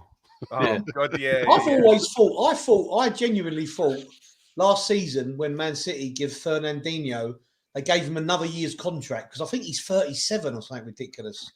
And I always thought that they gave him that 1 year contract because at the end of this season, Rice will go there. I thought that was the obvious thing for me, because they gave Fernandinho that one last year contract out of the blue when they was going to get rid of him, because as I said, he's 36, 37. So I think he'll go City. personally, when he does go. No, I hope he fucks off out the country and he goes to Real Madrid. That would be the best thing for me. That'd be ideal. I'd love to see him go out of the country. I would. It'd break my heart to watch him play for someone else in this country. I mean, do you know what? I could actually because I love him so much as a player. If he went to a foreign team, I probably would half follow him. They wouldn't. I can't imagine you on a Real Madrid fan YouTube channel going mental in Spanish. Yeah. When you look at Rice, the natural comparison with him is still Rio. And he's better than Rio, though. No, that's what I'm saying. If you look at how far Rio went in the game, yet Declan Rice, age for age, has just gone past anything Rio was doing. Yeah. Ability-wise, ball-wise, carrying the ball. You know, I still think, actually, if Declan Rice would play centre-half, he'd be our best, that actually he could play centre-half. Do you think he'll end up at centre-half if he goes to a top team? I think if he went to Real Madrid, there's a possibility. But I think what's happened is, I think this season, people were unsure about him. Yeah. This season, having a more forward-thinking role and the way he's performed it, I think that has meant the clubs like Man City, like Real Madrid, even PSG. I'm not sure he'd go PSG because everyone's seen it. Yeah. Even Sean, like our friend Sean, the Tottenham fan, who likes to take the piss out of West. Even he has been saying, "My God, what a player!" And he was clinging to a meme that was on Twitter where he was sitting next to a shirt. It was in a pool room, and he was sitting next to a shirt with Son and Kane, and it went viral on Tottenham Twitter world, didn't it? They thought he was coming to them. Mm. But it wasn't that long ago where other teams' fans didn't see the hype. Well, we all know that Sean Longstaff's better than Declan Rice, don't we? Oh, Barcelona now a Sombalonga sort of. They've got Traore and they've got that Martin Braithwaite and Traore who was both. Nick, I got a present for you. Go on. Yeah. It's for that job that you've done, just in case it goes wrong. Oh, good stuff. Oh, there you go. Lovely. Can you do another YouTube channel at boring infrastructure or something? Access control readers. That's it. It's got to be a Mars bar reader, though. Yeah, that won't fit in the housing. No, dear, this is not the I-class one. This is the multi-class. The multi-class, yeah. That's progression. You're talking about access. Oh dear! It's just that I see it on my desk. I was playing with it the other day, trying to get my season ticket to work on it. Glasgow Rangers signed Aaron Ramsey on loan. That's a good one for them, isn't it? Yeah. Mickey Mouse. He went to Juventus, took the money, didn't really set. Man United tell Jesse Lingard he will not be leaving the club in this January transfer window. That's done. That's going to drag on into next summer then. I mean, Lingard, the thing about Lingard is that what's unfortunate for him is that I honestly believe that if we weren't sitting fifth, Clarence, you have just re-signed Sean Whetstone. Where is he? Where is Sean Whetstone? Do you know something though? What I will say, to be fair to Sean, don't say it. But he's been saying from day one, we ain't going to sign anyone, hasn't he? Oh, he has been. Yeah, he has. No, he has. Did you know he put a picture up of Noon, the player, even though it should have been no one. But it was a play on words, Nigel. But I made the picture for him. I made the picture for him that separated. It weren't that great, weren't my best, but it said no one. And he puts it out saying we're signing Noon, because he's an idiot. He always gets his jokes wrong. Yeah. You know, the thing is, it's been viewed 118,000 times. To be fair to him, I did tell him to do it. And say, now put it out. Just watch him go mad. Yeah. I tell you, it ain't the tweet that you got to look at. It's the replies to it. Some people are like, read the room. And you're thinking, what? Read the room? It's a joke, people. Come on. He's definitely a figure of hate in the West Ham social media community. Oh, he is. Look, I'm not. He's back on upsetting people, so he must be writing some controversial stuff. He can't help himself, but he likes to provoke. He misses the attention. You know what? Let me have a look, because he did put a text in the group thing about Claret and you, but generally I don't like giving them the 10p they get off of me when I click on it. So let's just see who wrote this article. Because they're having a right dig at Moyes on Claret and Hugh. Oh, are they? They've got to divert attention away from their man, haven't they? It says there's a rare picture of Hugh at the stadium. That's how rare it is. Yeah. Moyes' plan was to build squad around Declan. That looks a bad joke after window, which could lead to disaster. So obviously, Sully's been. In Moyes, we trust until he crashes and burns. Is a Claret and you headline. Oh God. Yeah. But Nigel, because I know you are. You're more in the know than us. Have you heard? Is there anything? Are we clinging on to anything here at the moment? Listen, what have I been like all the time? I've been like, don't worry, lads. At 6 o'clock, yeah, I was like, oh fuck. You led me up the garden path, Nigel. Don't worry. I was like, don't worry, everyone. No, I just believed. You know, it was so bad. I didn't even want to tell you.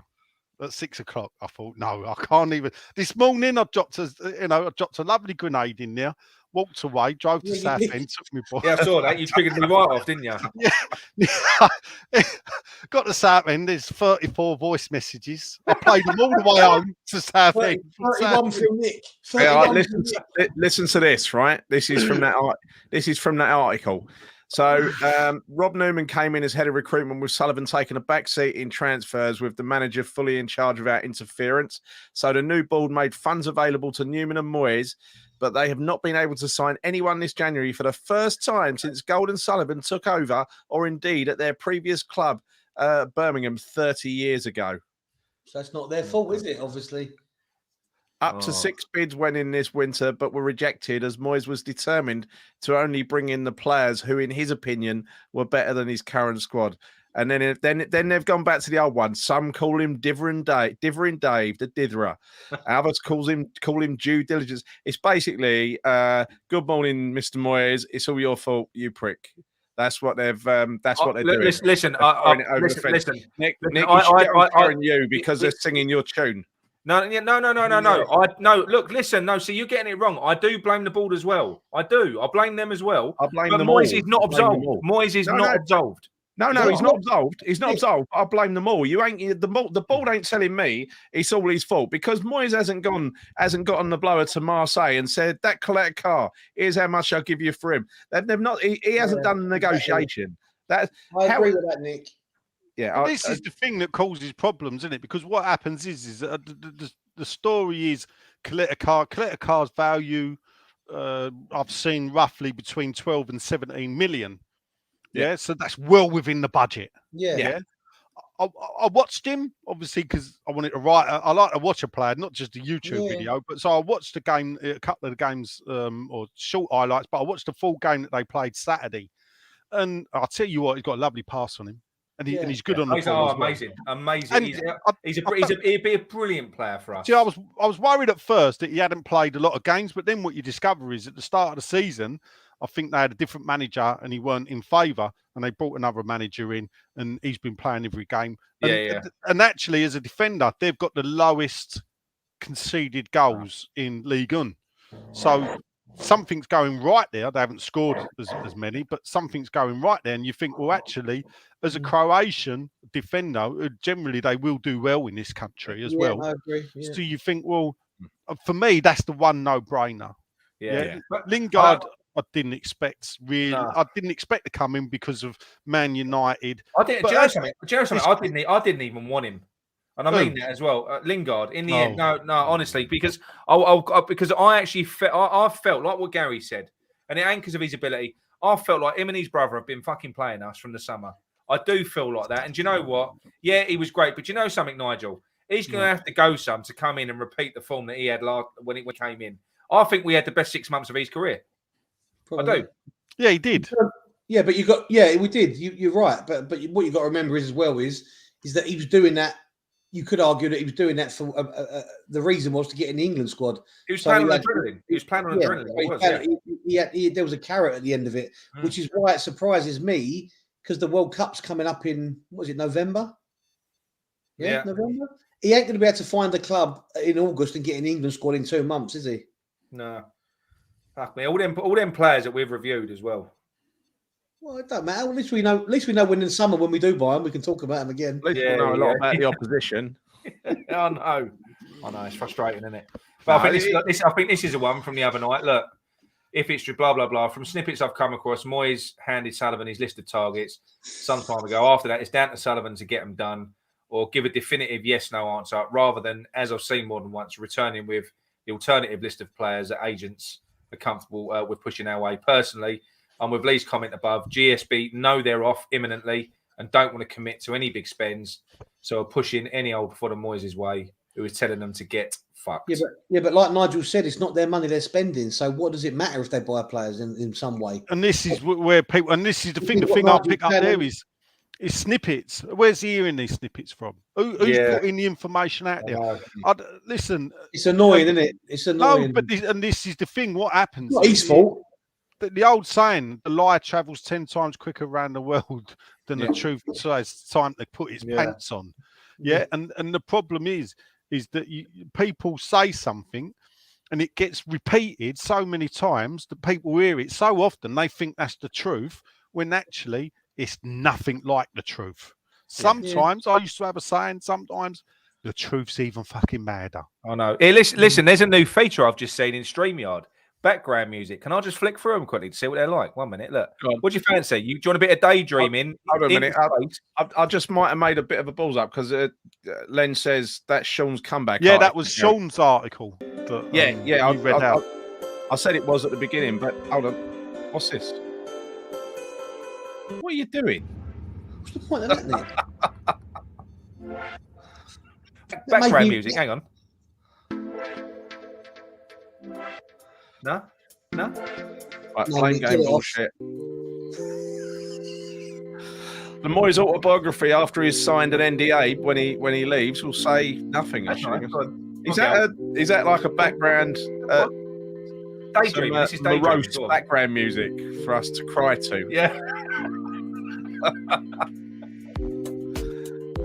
Yeah, I'll turn that. Yeah. Look. And they got like our tune. Oh fuck now. I've received a letter today. Oh, do you know what? One Christmas, Claire, one Christmas. You don't want one Christmas. I wanted a Sega Mega Drive, and I got a Sega Master System. Nick was spoiled. I was not happy. I got a Sega Master System. I was promised I was getting a Mega Drive, and my sister didn't know what she was doing, so I ended up getting a Master System. I'll tell you what. I'll tell you this. The most stuff in East London, Nick. I'll tell you this little story about Nick. I shouldn't say this really, but when I was, because I'm 10 years older than Nick. I'm 10 years older than Nick, and when he was like a little baby, he was about 3, 4 maybe. When he cried, he used to make this noise. He used to go, It was a really funny noise. So I started just saying it. I started copying him, going and then he started going ballistic, saying, "Mum, he's saying E. Stop him saying E." I did that for like the next 5 years. He's all right to do in the end. Just sat down at the table and just go E, and it used to set him off. I could do it under my breath. It used to set him off. And then my mum used to whack me with a spoon. It might still set him off now. I don't know. No, I'm all right. I'm all right. I'm over it now. It was got a couple of years of good value out of that, no, didn't I? Yeah. So how do we reckon we're going to do in a what is it, a couple of weeks against Roy? Yeah. Boy, I think we'll beat them. It's on a Tuesday night, is that right? Not this week, next week. Yeah, I'm very, very confident. I think we're going to do very, very well against West Ham. You know what? Yeah. Your Roy's better than your Davy Moyes, that's for sure. Yeah. All you got to do, I know I went all Lancashire early one, didn't I? He did go a bit, yeah. I don't know.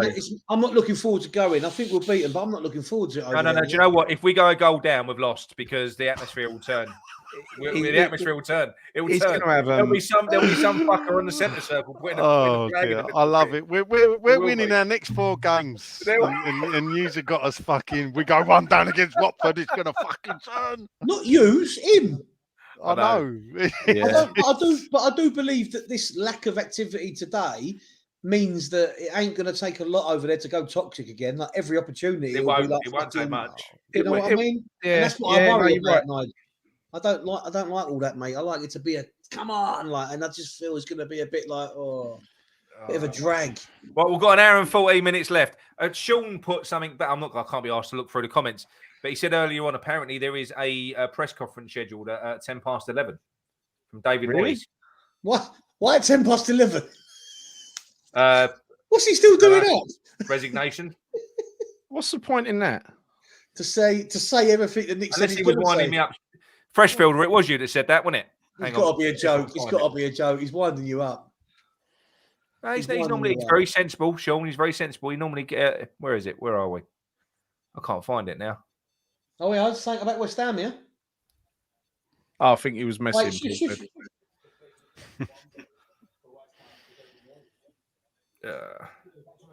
What is it? Who we signed, John? Who we signed? No, they're just reiterating it's been a frustrating 31 days for West Ham and David Moyes.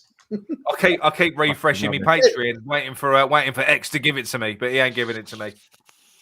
He's not giving it to me. I'm getting nothing to be given. There's nothing to be given. I know. Mate, I don't know what to say. Oh, mate, it's so depressing. That's a book. I'll tell you one day. Our sausages are made. I've already got the headline. What? Our sausages are made. Our sausages are made. It's a saying of Sean, isn't it? You don't tell people our sausages are made. That is true. It's all arse and feet, isn't it? Yeah. So if you don't tell people our sausages are made, but obviously you don't want to know how people, what people. It's terrible because the best stuff, obviously, I can't say. You know. I know. I know. Yes, you can. Yes, you no, can. I can't. I can't. It's just, you know, it is a bonkers. I don't know if it goes on at other clubs because I don't pay attention to other clubs. It will do. It'll be exactly. It's social media, mate. It'll be exactly. Yeah, the you same know, but you just think. I don't know the insatiable appetite. Well, I shouldn't really say this, I suppose, in a way. Started my own website, but the insatiable appetite for information astounds me at times. And I know. You know, I just that's why, you know, I don't play that game. I've got no need to play that game, and I don't want to play that game. I'll just do what I do. But it is, and I think maybe more. I think maybe you're right. Maybe it's more in the West Ham world because of what we've become accustomed to in the last 12 years, which is basically we've almost had a live broadcast of the ins and outs of of the club. Yeah, I mean the thing is, and this is the thing is, there is a place in the world for everything, but the problem is, sometimes when people say things and people take it the wrong way, or they're filled with half the information and fill the other half in what they think. And because they're so well known and respected, or they've got he must be, you know, like this old Sean thing. Sean will write an article, and you know, 90% of the people that hate him think like Sullivan dictated it to him. You know, where I look at it and think, no, actually, Sean does really think that. Yeah, you know, and this is the hard thing is when you try to explain to people, no, there are people that actually like the owners. You know, when around the Burnley game and everything, the fan base, you know, this is what I'd waited for. You know, I'd spent, you know, 4 years being the 20% that fucking hated them. While the 80% loved, or, you know, at least 60 or 70 % loved them. And 20% of us fucking hated them. And then you just wanted everyone to come. And then finally they sort of woke up. But the information actually was wrong. And this is the thing. And what I've realised is a bit like politics is if you don't like Boris Johnson, don't matter, you know, you're going to call for him to resign no matter what, whatever. Yeah. The fact is that if you don't like GSB, you're always going to blame them. You are. Yeah. And then if you think GSB are the saviour, and believe me, there are people that still think they're wonderful, you will always back them. Yeah. And then it's the people in the middle. Well, you got this from Bonnie Hammer. Look, this window is the first of Newman and Moyes. Easy to blame Sullivan, but we have a head of recruitment. See, he's just read Sean's article, isn't he? To see, but and this is the thing. And then people will think now Sean has wrote our article because Sullivan said this, Sullivan said that. It's what he thinks. Sean will generally look at it and go, hold up a minute. And I suppose in a way it's true. You can't have it both ways. But I suppose in a sense it's similar to, like, my opinion is similar. I do believe that David Moyes isn't the most proactive person in a transfer window. I won't call him Dithering Dave. I won't do this, but Do I think it's acceptable to leave it as long as it's been left? No, I don't think it is. It's not. It's not. I don't think he's decisive. I think he's what it is. I think I said it the other day on a show. I think with Moyes, he's so careful and he wants to make the right decision, which is great. But I think the term I use is paralysis by analysis. He overlooks at things. Now, do you know what I mean? He kind of overlooks at the situation. And then somehow, at the end of the window, when we're panicking, we end up with Vlasic.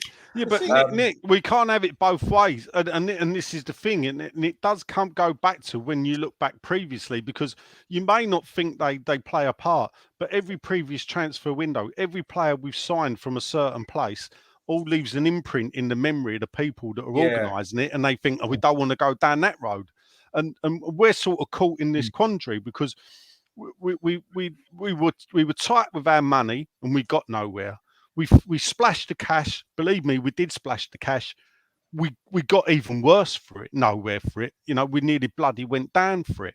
You know, we've had. I mean, how many other clubs have had to sell their two biggest buys for 50%? Can I ask you all a question and be open-minded? Like think of it if you're another striker.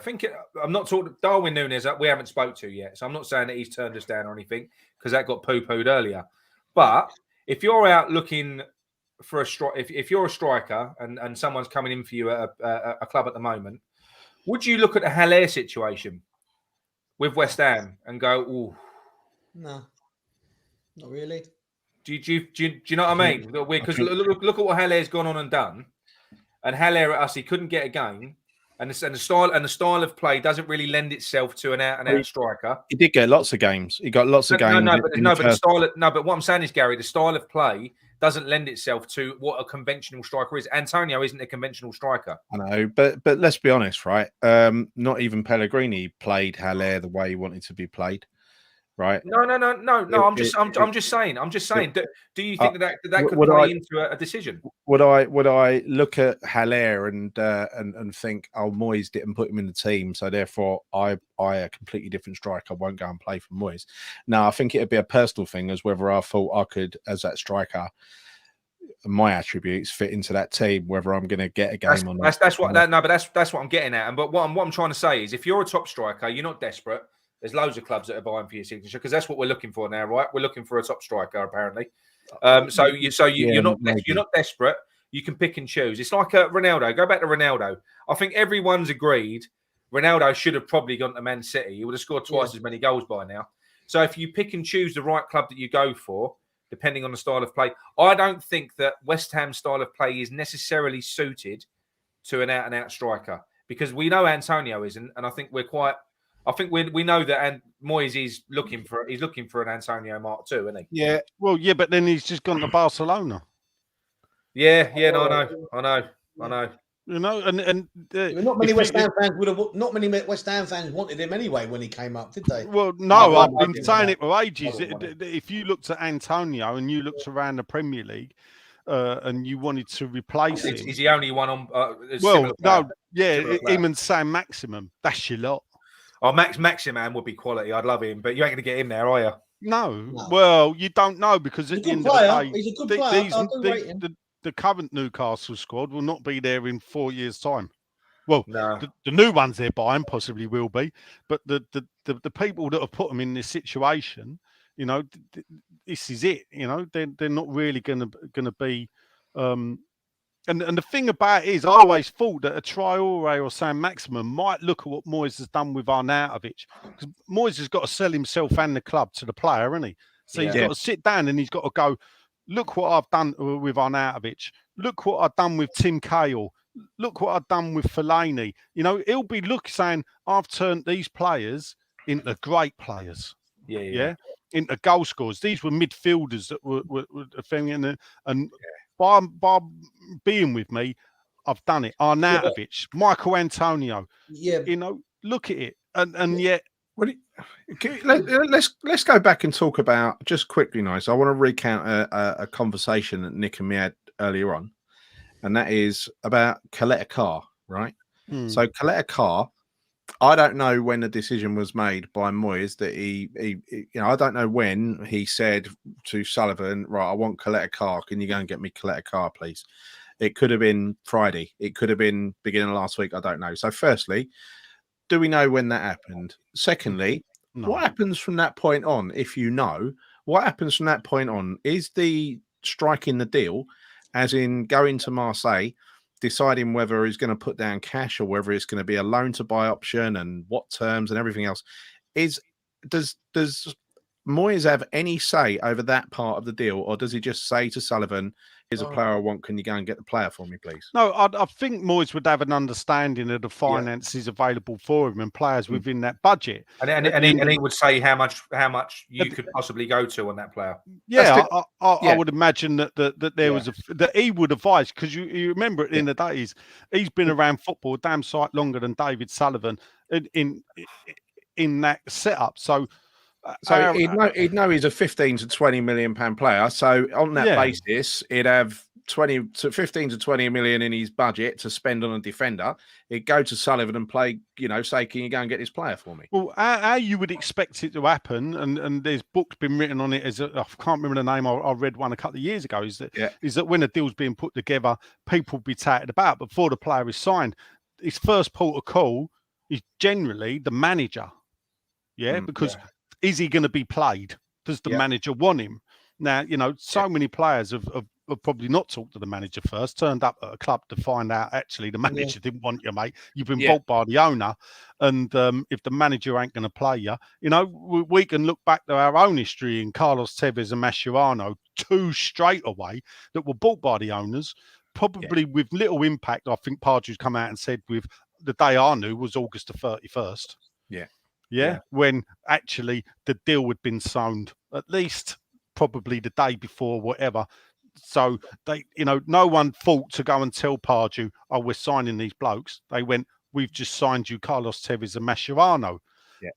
We all know now what he took them and thought, "Hang on a minute, these are going to upset the balance of my team. The team that got the cup final, got us out of the championship, got us a cup final, and got us into the top 10 of the Premier League that season. I'm not prepared to put the club through that." It all combusted, fell apart. We all know what happened. So it's there. So the first port of call should always be sit down with the manager. How does the manager see me playing? Moyes should then go out. Moyes, I would expect, should see the player in the flesh. I think this is the thing where people call him Divering Dave.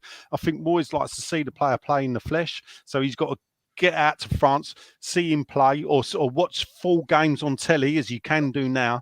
Watch the full game on telly. But the problem with that is watching them on telly is when the ball goes upfield, you can't see now what he's doing. Yeah. Also, the thing I said about someone going out to France or wherever, that shows an intent to the player. If you go out and meet the player in person, they're like, "Wow, he really wants me." The manager's come out to talk to me. Right, watch me first and foremost. Yeah, I'll get that, but also to talk to me and try and sell himself and the club to me. Exactly.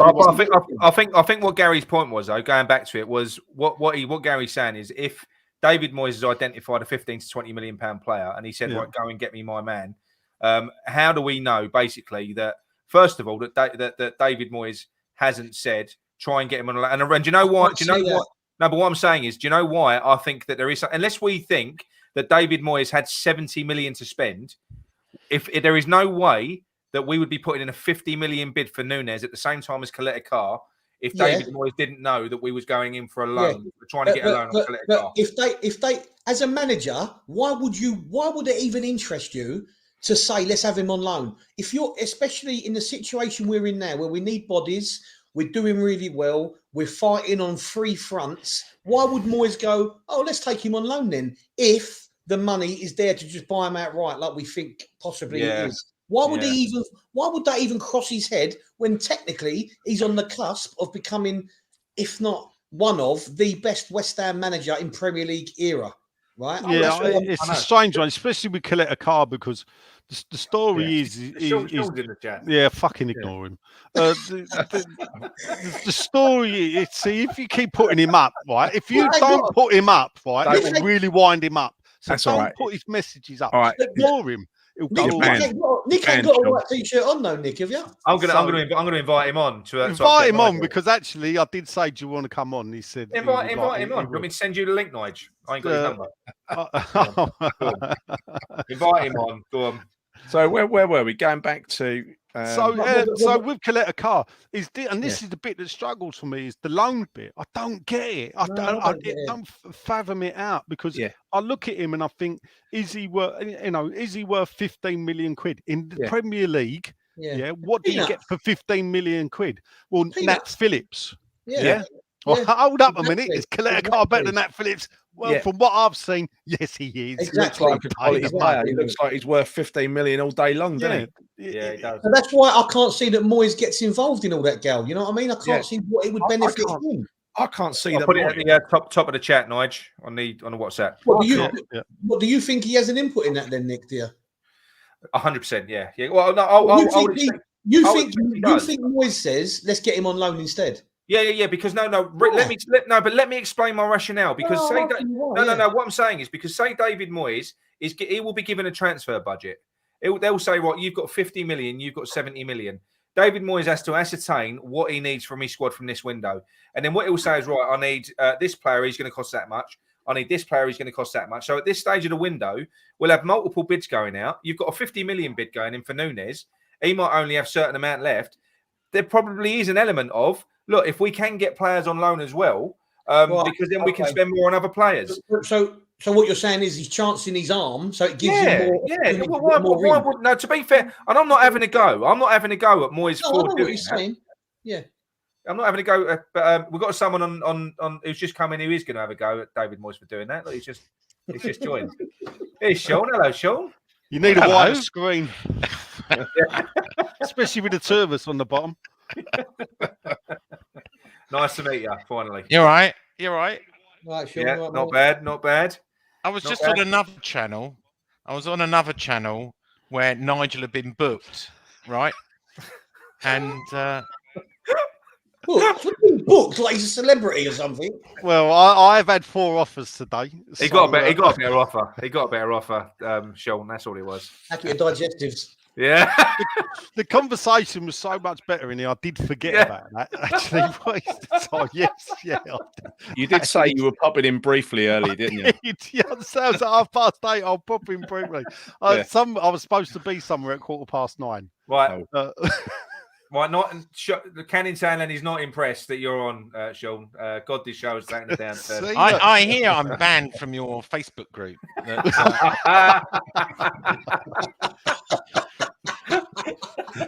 Fucking right you are. They know it. I said it day one. I'll come, but he's not allowed.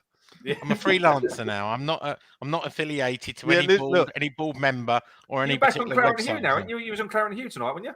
I wrote one guest article about we've read situation. Have you read it? I tell you what, I know what wouldn't have been printed on my site. Let's put it like that. I read a bit of it out, Sean. I must admit, it was like it was an effort in throwing David Moyes under the bus. Was it? That's what it came across as. Well, do you know what? I do believe in David, and I know he's stubborn. And I wrote it. You know, you're not going to believe me, but I wrote from the heart that he is who he is. Take it or leave it. I've been told, and you're going to say, well, that you would get told this, that the money was made available, right, from the new board structure. Yeah. And 6 bids were made. 6 bids were turned down. He didn't want anyone. He doesn't want Sullivan meddling. And isn't it interesting that it's the first, So Sean, are we saying that 6 bids were made for players that Moyes didn't want, that weren't on his list? No. 6 bids were made for players Moyes did want and were rejected by the club. Now, were they ever going to happen? Right. So Calvin Phillips is included in them. Rafinha, Núñez, Coletta Carr, which Moyes wanted on a loan with an option to buy. Lingard, which he's always been after. Man United did not want to sell whatsoever. And in fact, Moyes wanted Coletta Carr on a loan to buy. Yes. Yeah. Sure. Because in my mind, Sean, the way that it would work, this is what we said earlier on. Moyes will have a budget, a certain amount of money to spend, and then he will kind of try and dictate where that money goes. So if he can get a player on loan, he will, and then that was my. That's the way it used to work. But we bought in Newman to do this stuff, and intermediaries now work for Moyes and Newman. Look, David Sullivan's off with his new girlfriend, right? He hasn't got time for transfers. He is busy with his other passion, which happens to be a young lady. It's not doing transfer deals. What? So Dave's evenings are quite busy now. Is that what you're saying? I am saying that exactly. Gary. Nigel, do you like being on top or underneath? What a Sean. Fucking hell. I You might may say call what me my wife biased. calls him. Yeah. I didn't know that David Moyes had a lovely new girlfriend. I didn't realise that. Sullivan. David Sullivan. Oh, Sullivan, of course, Sullivan. Yeah. Oh, so he's busy. Yeah, he's happy. He ditched his the mother of his children and split and all that lot. And yeah, he's got the what? She's a reality TV star. Where have you been, Gary? Well, no, I saw that. I saw Sullivan. I thought you were talking about Moyes. That's why I was confused. No. He's got his wife. So he lives in Stratford in the same block as Jesse Lingard. Jesse Lingard still owns a flat, and he lives on his own in the flat in Stratford. In the lift, isn't it? No, apparently he still mentors him, and Lingard still sees him as a mentor and speaks to him because he respects him. But Moyes' wife, his kids are grown up now, stays back in wherever north it is. Where is it? Nigel. Lancashire. Yeah, but what's the village? Perhaps that's why Nick did the voice like that. That's why. Yeah. So look, in Moyes we trust. I'm not throwing him under the bus, but what I said is let's judge him at the end of the season. Right? But look, let's add some balance to it. Do you think that at the same time, is that why you put me at the bottom next to him? Yeah. But obviously, Sean, let's add some balance to it. Are we absolving the board and their involvement of all wrongdoing in this window? Because this has been a travesty. In this window, yes. In previous windows, no. I was told. Yeah. I am. I'm saying that money was put up that was agreed by Krzyzewski and the rest of the board, which is the Articles Association now. The money was put up, and for whatever reason, the money's not been spent. And the offers that were made for the players, they were, who decided on the price? What we were going to offer? Was there a ceiling price that's given by Moyes, or was it? Well, Moyes is actually quite canny in that he treats it. I'm told he treats it like his own money, and therefore he'll say, "I think this player's worth this much." He's quite stubborn when it comes to that. This player's not worth any more than this. I've heard this about him. So I would, if we're to believe it, and I only can tell you that Sullivan took a step back, that Moyes and Newman would have talked to intermediaries who made offers, and they decided the amount. When they get a deal, the way this works, by the way, you can make a bid on the back of a napkin or over a phone or email or whatever. Yeah. When it's accepted, that means nothing, by the way. It's not legally binding. When we get to a point, right, it gets to a contract, agree personal terms. When it gets to a contract, it's only then you have to talk to the board and go, right, we need this much money. We're going to need this cash up front, and then we're going to have to do these payments. That's when the board needs to authorise the money. They don't need to get involved. So, no. And in some ways, I'll be a bit harsh on the board. I think the reason we haven't heard to stuff really, really late is Moyes knows the board leaks, and therefore he's kept it. Him and Newman have kept it to quite late until it's, until it's, because he didn't want it, a large group, including the board, which is quite a large board, knowing about it because he thought it would leak, and that's why I believe stuff has come out late. So player negotiations. Sorry, so so in terms of David Moyes says, go and get Coletta Carr, go and get Darwin Núñez. Who is the who conducts those negotiations from that point? I think it used to be David Sullivan, but now I think it's intermediaries. Nowadays, the whole business is run by intermediaries and lawyers. So what? And there'll be thresholds that are set by who? The manager only go to this amount. He will say, I think it's so. If Moyes has given a budget and Rob Newman's given a budget, right? Let's say that was £60 million. Then they will say, okay, this is how much you can spend. And it's for him to manage the budget, on how he wants to spend it. What do you reckon about that, Gary? Well, I reckon, yeah. Look, it's still similar to what I said earlier, as in it's not David Moyes that goes and negotiates with the club and makes the offer, right? No. It's he doesn't do that part.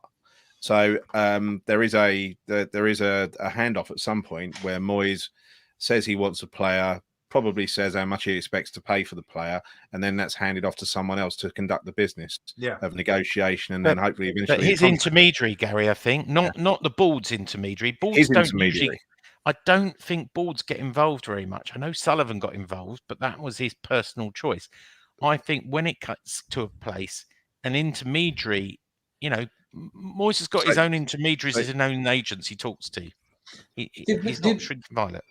Did we hear the Simon Jordan take on Sullivan earlier? No. What did he say? What did he say?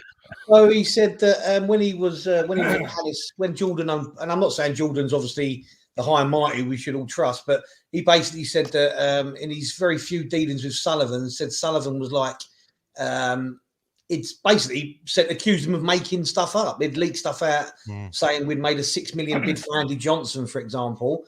And Jordan was just like, "What are you talking about? We've had not known." So even he then and now is accusing him of being, for show. If you like. But the thing is true. Jordan, going to get a top up. 1 minute, back in a minute. Jordan is great at what he does, and he gives a brilliant insight. His book's one of the best football books you should read, and it's a template really for ownership of a football club, because he was a bloke that loved the club so much. He bought it when it was down. He built it up, and he lost his fortune and near enough bankrupted himself. In pursuit of running that football club and making it what the fans wanted. And he was sort of a bit hard done by, if you believe his side of the story, which I do. But what you take out of it, and I remember at the time, is there was bad blood between Birmingham and Palace, both championship teams, all to do with Steve Bruce. Managing Palace at the time, taken by Golden Sullivan.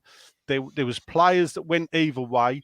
Strangely, Sullivan had dispensed with Trevor Francis, and Trevor Francis then turns up at Palace. Yeah. There's even, I remember once, I think Golden Sullivan, they either failed to turn up at Palace or whatever, but Simon Jordan put dildos on their seats. So for when they took their seat, there would be dildos waiting for them. He absolutely hated the way they did business. When you read his book and listen to what he said, was everything the way they behaved, Karen Brady as well, in business, is exactly the same way they behaved at West Ham. Right. But we've done this. We all know there was a template set down at Birmingham. They've done the same at West Ham. Yeah. A bit different. It's a bit weird. The day I don't know. It's a pity. I don't know if Nick can listen. There's a new Twitter account called West Ham Moaning. I don't know if Nick's. That's my account. It's my new account. Yeah. But he's tweeted something. There's a journalist called Tom Peck who writes politics for The Independent, but he's a West Ham fan. I know, and Tom. He says Golden Sullivan have effectively sold West Ham. They're waiting till March to make it official, when they won't have to give any of the profits back to the taxpayer. I don't think. I don't know. That is the age-old. We don't know for another year. The original conspiracy theory, isn't it? That one. Yeah. That's what everyone. That's what a lot of people believe. And Sean, you've debunked that quite a few times on your podcast. I know that. I'm coming round to believe it. Yeah, I really am. That's what I said to you earlier when I come on here. I'm starting to go down that way of thinking, because you can't think of anything else now. Because, like Nick said, and like we've said, we're on the cusp of something, whatever it may be or may not be. How much did we spend in the summer, Sean? What net spend? You expect me to pick figures up? Yeah. Actually, I don't know why I asked you that question. It was about 45. Don't know people's names, let alone how much. 55. I think it was 45 or 55 million net, something like that. Right. So I was just trying to work out. So they spent quite a bit then, didn't they? I was trying to work out. Obviously, the Kratinskis thrown money in.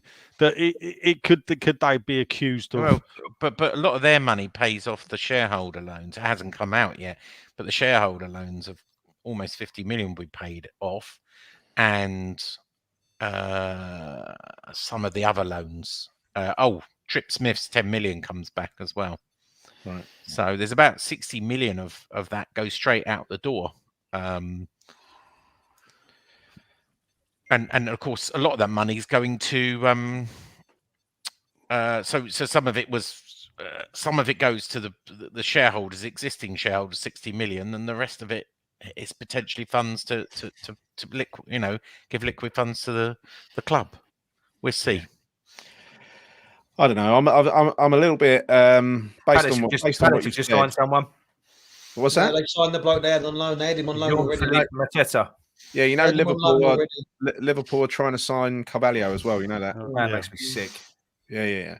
So these are. I mean, look. Do you think Carvalho would come to West Ham? I would have loved to have had him, Nigel. Honestly, he's such a good player, mate.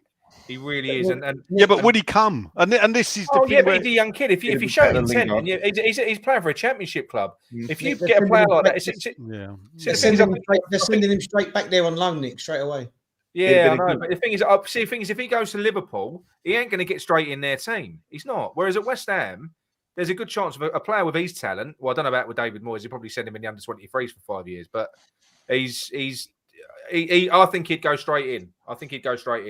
Do you think Mark Moyes sees his best 11 and the way performed, and he's protecting that in a way that he don't? For me, it seems like he didn't want to bring someone in that would upset that balance, and that's why he ain't signed a striker, because he probably couldn't get one to sit on the bench, and he didn't want. That's one what we said on the show. You didn't. We said on the show you didn't turn up for. Oh, right. Exactly that. We can't afford to have two 11s. Well, you missed it, with Russ reporting live from Rush Green, even though the cleaners were there. I kid you not. He was reporting live outside Rush Green going, here's a number 174 bus going past. What fucking idiot would do that? Who would even think of doing that? You've got to be off your head. Even Sky didn't send someone to Rush Green today. There's no point. Well, bear in mind, if we'd have signed a player, it'd have been Stratford, isn't it? Yeah, what's an absolute numpty. Nutters. Yeah. Do you think that they are expecting? Are they expecting a backlash from this? No. I don't know, but I think they care. I think they care, Nick. At 11 o'clock, I wrote. You may have read the story on 642. I wrote. What day was it? Saying that no one was going to come. 6'2". 6'2". What did I say? 6'4". Wasn't it? Yeah. It was last week sometime. I think it was. You said it on your podcast last week, didn't you? I did. No one, and I've got grief over it. I called it, and I know this is an entertainment business, transfer special. Nah. But I didn't believe it then. And then I'm going to tell you now, a world exclusive for you. Ooh. Mr. Nigel Khan, aka the Shedman, goaded and baited me to put a picture on Twitter last night. Of a Mr. Nune, right? Nune, and I how'd it go down, Sean? Did it went down like a world exclusive, people. You're hearing it here second, because obviously I already told you that an hour ago. Do you know how many times it was? How many times, people? Someone tell him how many times. It's probably gone up now. 118,000, Sean, was it? Yeah. Jesus, bloody hell. Bloody hell. But the thing is, look, you've been saying since the start that you've been, and that's what's really irritating. You've been saying since the start that we're not going to sign anyone. What led 121,000, by the way, 121,000. Yeah, but what led you to that, Sean? Because the thing is, you know that Moyes has been given money. So why did you come to the conclusion because we were going to sign no one? I try and talk to a lot of different people, right? So I try and talk to agents. I talk to journalists in the know. I try and talk. Sausages are made. I talk to, people in senior positions, and therefore you build up a picture. You hear it from all sides, and once you've built it up from all sides, and you hear the struggle that's going on, and you know, Can you explain the struggle? What's the struggle that led you the to struggle this? is that the targets, what the kind of play he wanted was just not realistic. You know, clubs are not going to release players like that in the January. Moyes wanted big players. He wanted big players. He wanted Well, players would make a difference. It's hard to do that in January. Clubs don't want to release it. It's just gone up in my estimation again. Yeah, they don't want to let them go on the cheap. Moyes doesn't want to overpay. They don't want to break their wage ceiling. I could go on, but you know, all these factors. Agents want like £10 million to do a deal. I mean, things like Jesse Lingard, you know, with his representatives asking for a £10 million signing on fee as part of a deal of a loan.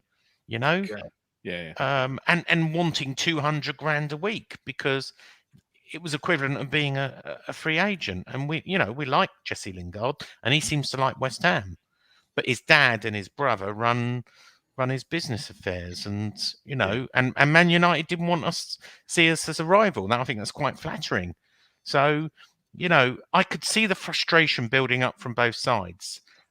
Agents would tell me, people close to Moyes, people close to the other side of the money would tell me, and you build a picture. So I knew it was, and I told Nigel, as you say, and I don't take any pleasure of saying I told you so, but told you so. So can I ask you something? Obviously, we all know the amount of players that are looking to be going out the door, either on, you know, their contracts are ending or they're retiring at the end of the season. Yeah. We're going to be probably 6 players lighter.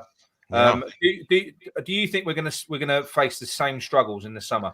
Yeah, I do, and it's my probably biggest concern. As Nigel says, and I hate to repeat him on this, you shouldn't make too many changes at once. And we're heading for a bit of a summer where we're going to have to make quite a few changes and trying to integrate that amount of people. I also do think that Declan Rice will be gone in the summer as well. I think I think he will go to Manchester City. I said it here first. This is the thing. We've just missed a chance. We've just missed out on a chance to make a little bit of iterative change so that the changes we have to make in the summer are not quite so severe. They're severe enough, but not quite so severe. It's a cascade effect. Now we have got a complete rebuilding job in the summer. And I think Souček could be off as well to Germany as well.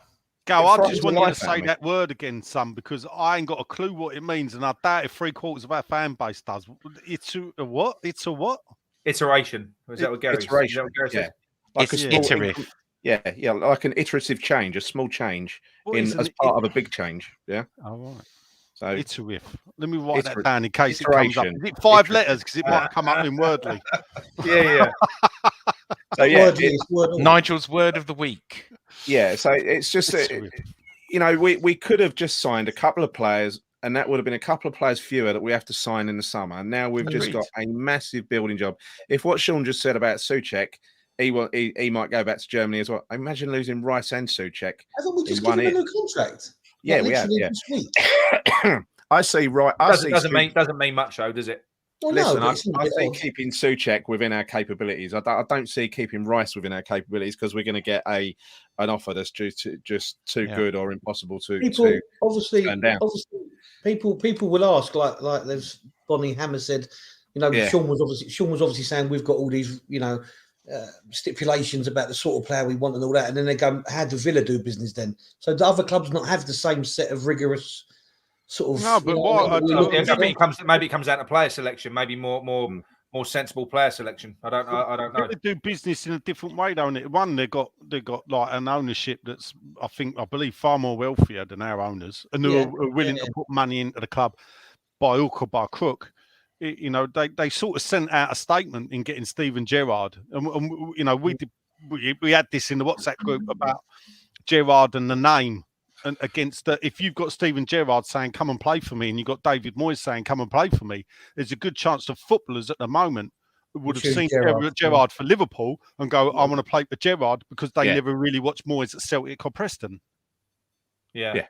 And that will happen. Why do you think Villa will gamble? Do you remember they spent, what was it, 100 and something million that year, and they nearly went down. They just avoided relegation. So Villa are prepared to gamble, right? We have gambled in the past. You know, we went on a spending spree with, Pellegrini. God, did he know how to spend money? Yeah. If Right? you was It's the watching opposite. earlier, Sean, instead of being elsewhere, you'd have heard us say this. So, And Bilic was probably a gambler as well, and But sometimes, Sean, Moyes is not. But if you want to push on, sometimes fortune favours a brave. Agreed, but Moyes is not like that. You know that from looking at his previous clubs. He didn't even do it at Manchester United, where he had almost an unlimited budget, right? He played it safe, I know. Yeah, Nick, one thing I'll say, what if they did gamble, they did throw, again, another 150 to 200 million at it, and the gamble failed? Yeah. Right, because and this is the thing where is it not a gamble to do nothing though? No. And this is the thing you got to worry about. Really? Because what happens is that we've seen with Derby County, we've seen with teams like Sunderland. In fact, the Championship and League One is littered with clubs that have spent money that they haven't got, chasing a dream or gamble that failed, and the fans are left to pick up the pieces when the owner goes, at the end of the day, as I said about Simon Jordan, he's a bloke, he's wrote a book, and it's a warning of all these people investing in football clubs, don't put your personal fortune on your line. That's why Golden Sullivan ain't throwing money at West Ham, or never threw money at West Ham. They become multi-millionaires, and one of them a billionaire, off the back of not behaving that way. Yeah, they're not going to do it. They'll spend the club's money, they'll put a little bit in, they're not going to risk their fortune and their family fortune on a football club. It don't happen that way. And that's why sometimes I say you need to cut your cloth accordingly. We cannot compete if those owners want to spend silly money on whatever, because the chickens will come home to roost in that there are only 4 Champions League spaces available. You don't get the return.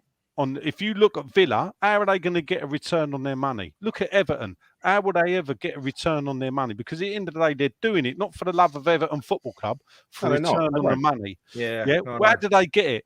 What if it don't? Because at some point it will give, and you'll end up with a Derby, and you'll end up with like Southampton in League One, and whatever, and Sunderland, not Southampton, sitting in League One and can't get out because they chase these endless dreams. And top 4, and that's why I say it'd be lovely to be top 4. Don't fucking chase it. That is a good point. But look, our issue is, okay, it's great that Moyes wants to add quality players to push us on. I mean, that's quite refreshing to hear. All that's frustrating because there's no plan B. But what is kind of annoying there is you set your bar high. If you can't get them when you're in a situation like we are, we needed squad fillers. Now, if you can't get your primary targets in the situation that we're in, like I said earlier on, I'm not being funny. It's a low cost, low risk signing. Even bloody Andy Carroll on a loan, just as an option, would be better than nothing. It would be better than nothing. Just until the end of the season. We've got goal. Moyes believes you don't need strikers; you need goals. You can get goals from Bowen. You can get goals from Lanzini. You can get goals from possibly Vasic when he comes good. You can get goals even. I'm going to say it again to annoy Nigel. Yarmolenko, who wants to put himself in the shop window for the last 6 months to prove himself that he could repeat what he did against Everton that time. Right? We've got enough. You can't keep trotting that game. I can. We have honestly, Sean, we have not got enough, mate.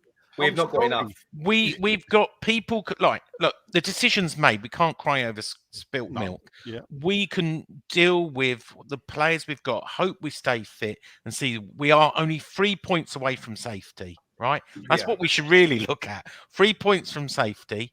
Everything's a bonus. We're not going to get relegated. Let's finish top 10 as high up that league we can with the squad available to us. Yeah. We've got big club syndrome. We think we're, Billy Big Bollocks now that we're a I don't club think and we're not. Sean, I don't think it's that. So I think it's like that from some people, and I won't even say you're one of those, Nick. I think people have got a little bit. They've got a little bit carried away. Some people have got a little bit carried away. We were in the top 4, and they started to believe it was suddenly a top 4 club competing with. No, we weren't. We were just there for a while because some of the other teams hadn't quite hit form, and we got a run of decent results. That's how we ended up there, and then we ended up staying there because of the COVID break and everything else. It is all I think most reasonable-minded West Ham fans were after in this transfer window was a couple of players, you know, That's had it. some defensive cover and a striker. So cover at two ends of the pitch. Just like you said, It just to help shouldn't have that, been too much to ask, should it? Really? just to help That's help not that spending team out. free. Just to help that team out, like Yeah. Antonio, John, you said earlier on. Yeah, Antonio's Antonio. dying on his arse. And He's knackered. Antonio's going to get more and more of the brunt of the frustration from fans every Yeah. time he goes. And it's not all the fans; it's a small percentage, right? But I get it. I get their frustration. But every game he don't score, he has been sort of accused of He's been one hammered. thing or another. Call him And lazy it's- or something. Yeah. I and it's know. So only does that it's mean the only gonna get targets worse. were wrong then? Sorry. Does that mean the targets were Well, wrong? I think you got to set your bar high, Nigel. But then, do you know what? I think you should have a fail safe. You should have, in the situation that we're in, where we're in that top 5. Although you could say it's a false position on level games, we probably would be 7th. Yeah. But the fact of the matter is, if we'd have invested better in the summer and we'd have had more squad cover, we wouldn't have fallen to pieces after 12 games. Because in the first 12 games, we were top 4. But we were top 4 in the first 12 games. Yeah, when, but I don't know about you, but honestly, I think Gary said it earlier. When you see or hear West Ham are bidding £50 million for a player, you don't believe it, really, do you? You sort of think, But we should believe it, though. Why should we? It was just seemed unrealistic. I mean, when I heard that we were bidding 50 million for Rafinha, and a couple of hours later we're bidding 50 million for Phillips, I thought, oh, that's brilliant. So 100 million for 2 players in 2 positions we don't even need to fill. That's that just sounded not right. In any case, I disagree with what you were saying earlier, Nick, because I think we are a similar level. Well, you said this actually. We are a similar level to Leeds. I don't think Leeds would be selling their best players to us. No, but you know what it all comes back to, though, and I'm sure that, and that's the thing, and I think that's where it's unfair for sort of Sean to say, some people think we're Billy Big Bollocks, and we might finish about mid-table. Almost. No, what I'm saying is almost to sort of suggest we should accept being a kind of a middle-level club. Because the reason that is not going to be accepted, especially while GSB are here, is that is not why we moved. We could have been a mediocre mid-table team at Upton Park. No, you're right. You're right. I blame Wexit. That's what I blame. No, but it is true. It is true, though, Nigel, isn't it? Mate. Listen, do you now know what I mean? 100%. I stopped saying it because I've sort of fed up saying it. No, but that is why, and that's why that frustration is going to be there. You should have formed a group at the time to try and stop it, then, Nigel. I know. Yeah. But this is the thing, and this is in a way why I don't throw my bile and hatred onto Golden Sullivan. Is I spent so much time doing it, like 7, 8, 9. Facebook tells me what I was doing 10, 11 years ago, and I'm standing holding a flag or fucking protesting and writing shit about West Ham's owners and everything. And it's to the point where I think after so long I got fed up with it. But whenever people like Sean come up and say these things, they forget that the reason why a section of the fan base will forever, and they've got a right to actually demand, because of the lies that were told in making this move. And it's a case of, if you can't do it, get off the pot, basically, piss off. And that's why I want them to go, because they can't do it. And while they're there, it will be a stick to beat them with. And I will gladly beat them with it, you know, because I know I've seen you beat them with it in the early because days. at the end of the day, I knew the thing is, and this is the thing, I knew they couldn't fund what they were saying. I knew that it was never possible, that they were never going to put their money into the club and bankrupt. They would have to bankrupt, or they would have to gamble with their whole life savings to do what they said. You should have said something at the time, then. Yeah, I know. It depends on what you took as next level as well, because next level would have to be taken over an average of the previous years, I would guess, not the last season at the Boleyn. And if you took it as average of the previous years, next level would be security, wouldn't it? Next level for me would be having a season like we've just had, and then building on it. That would be next level. This is the thing. This is what I love. And this is where they were clever. This is where they were clever. Yeah. Because they never said what the next level was. Yeah. Now, what we've just had is 2 brothers that have said 2 different things over what the next level is. Now, I will say something different. Next level for me, we're at Upton Park. We won the FA Cup. We won the European Cup Winners' Cup. We finished third. We finished fifth. We finished sixth. We finished seventh. Yeah, we did all that at Upton Park. Next level is doing the next step. Yeah. So the next step was top 4. World class. The thing is, And we came 2 points away from it last world season. class team. But we were a beating Swansea and Stoke City away from doing it at Upton Park, Sean. Yeah, we were. That was an Yeah, we were 4 points away that year under Bilic. So, and the world class players with a world class team, or stadium. Declan is world class. He's come for our academy. Yeah, They brought him in. So, He's landed in our lap. the thing is, she said players. It was plural, Sean. Yeah. all right. And granted, I did get to see Messi play at Upton Park, but I didn't Alai's expect it the to be for world-class player. Argentina against Croatia. Alai's a world class player. Now he's left West Ham. Well, and this is the thing. It's just. Come on, stop crying over Smilwick. Move It ain't on. crying. Come on. It's if you want to know why people throw bile at you constantly, Sean, it's because of the position that you took in 2011, Do you know what? 2012. Outside social media, the people that go to the stadium just get on with it. They don't moan about it every week. They just go, when we're winning, right? I think you're wrong. Let's go back. Sean, can I say something against Watford? 1 second. Against when we go up next week, or is it the week next week or the week Tuesday? after? Tuesday. Yeah. So when we play Watford, if we go a goal down, what's the atmosphere in the stadium going to be like? Oh, it's going to be toxic. Yeah. But I was saying the opposite. When we beat Liverpool, right?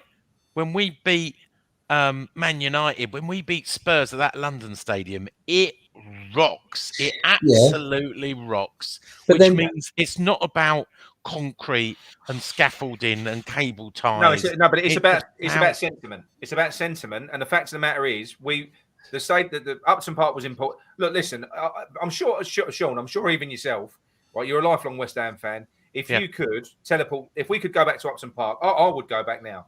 I would. If I could go back to them days, I would go back now. I personally would. If we could build, look, there's a lot of different buts for me. If we could build a 60,000 stadium at Upton Park and improve the transport links by increasing the capacity for the underground, and but what I'm saying is, if you're saying that but if you're saying that we should be happy with being a mid-table mediocre team, why do we need the big 60,000 seater? Why do we need the Tourists. The tourist fans? It was a great opportunity to do it from a financial and a business level. It was a great opportunity. But I think anyone would have done. That's being honest. From a business level, it absolutely was a great opportunity because look at how much the value of the club has increased since they've moved. I mean, it's been fantastic for the shareholders. Absolutely brilliant.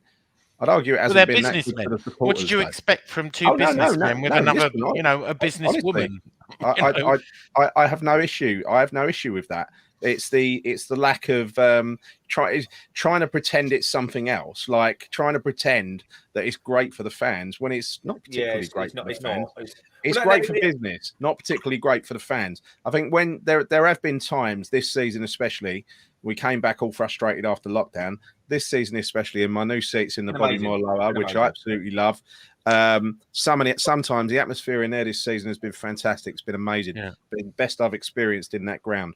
But I also spent 5 or 4, whatever it was, very miserable years in the upper tier with no atmosphere at all, and it was utterly crap and too far away. I make you right, Gary, on that. I love my my seat in West Lower. By the way, fans, Chav Corner, quite actually. The new Chav Corner. I was in Chav Corner before at the bowling. Yeah. I absolutely love it, and the people around it, and the atmosphere and everything. I couldn't sit where Nigel sits. I sat up there. You'd be out of breath going up the stairs. That's well, too right. But I do get it. I do what Gary's saying. I think when you're looking at the number of people who have got good seats in that stadium, it's quite a small percentage, really.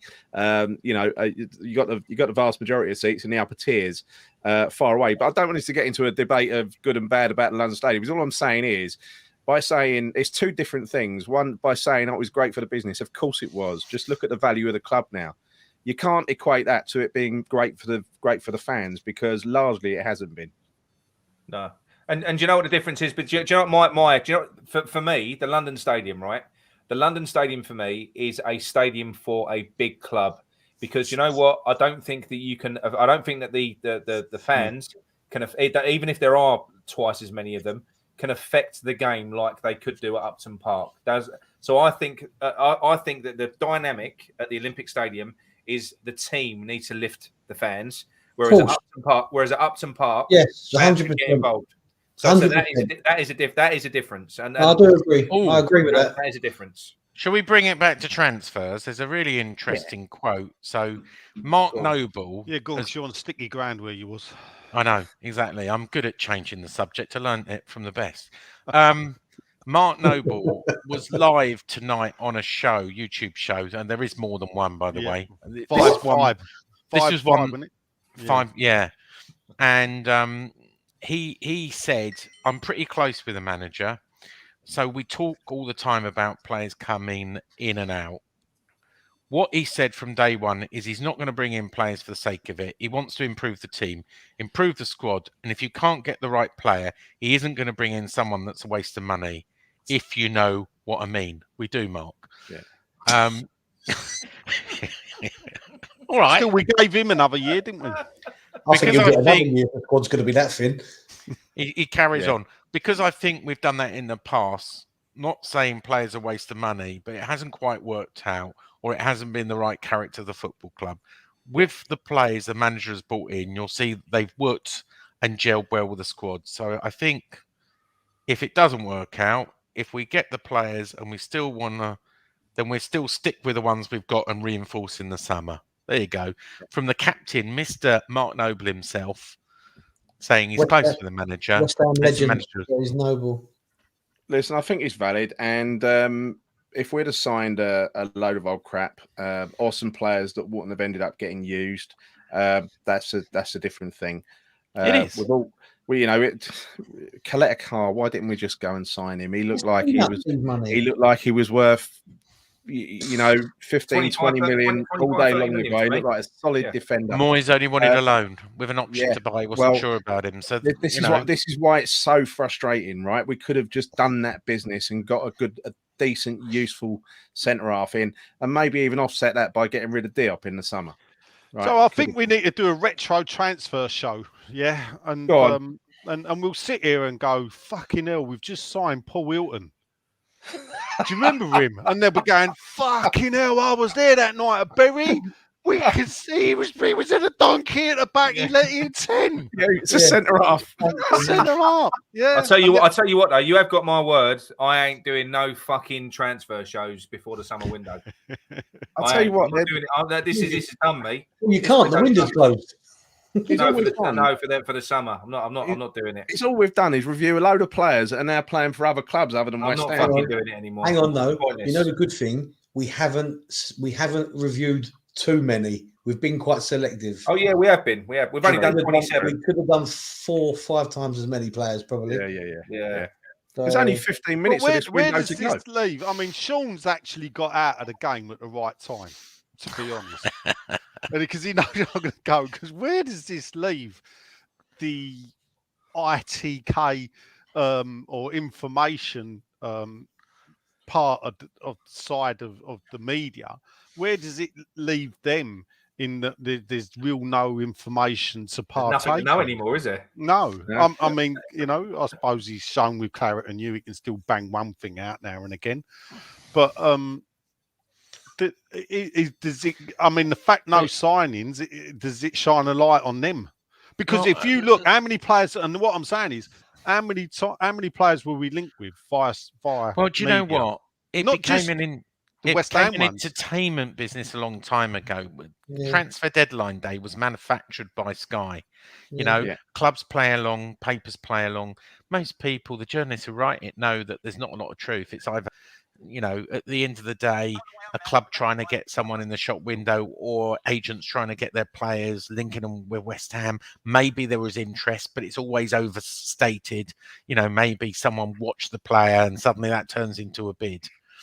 the great thing about the winter transfer or all transfers is no one can prove anyone right or wrong because it's all confidential. So unless the player comes out and says that was absolute bollocks, you know, the ITKs of this world and the journalists and all of you lot can report to your heart's content and recycle it and recycle it and recycle it. Unless the player or the other club go, that's absolute bullshit. We never know. It was always, oh, there's another one that got away.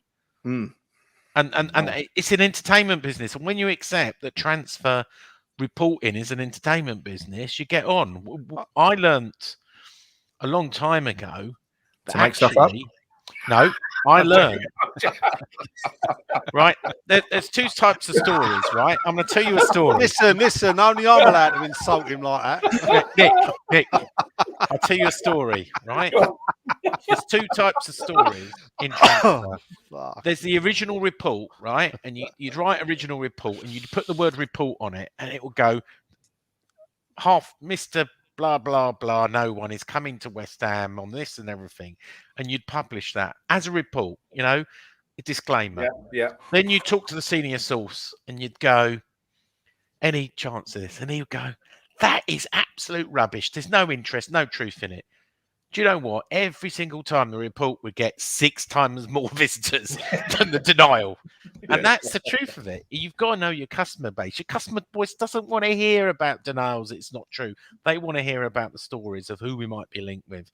And that's just the way we are on social media and we consume our news now. We all want to know everything there is to know, even when we know probably a lot of it's not true. Do you think also can I quickly say what the best one was, Sean? Am I allowed to say what the best one was? Well, it depends. What are we talking about? The South American.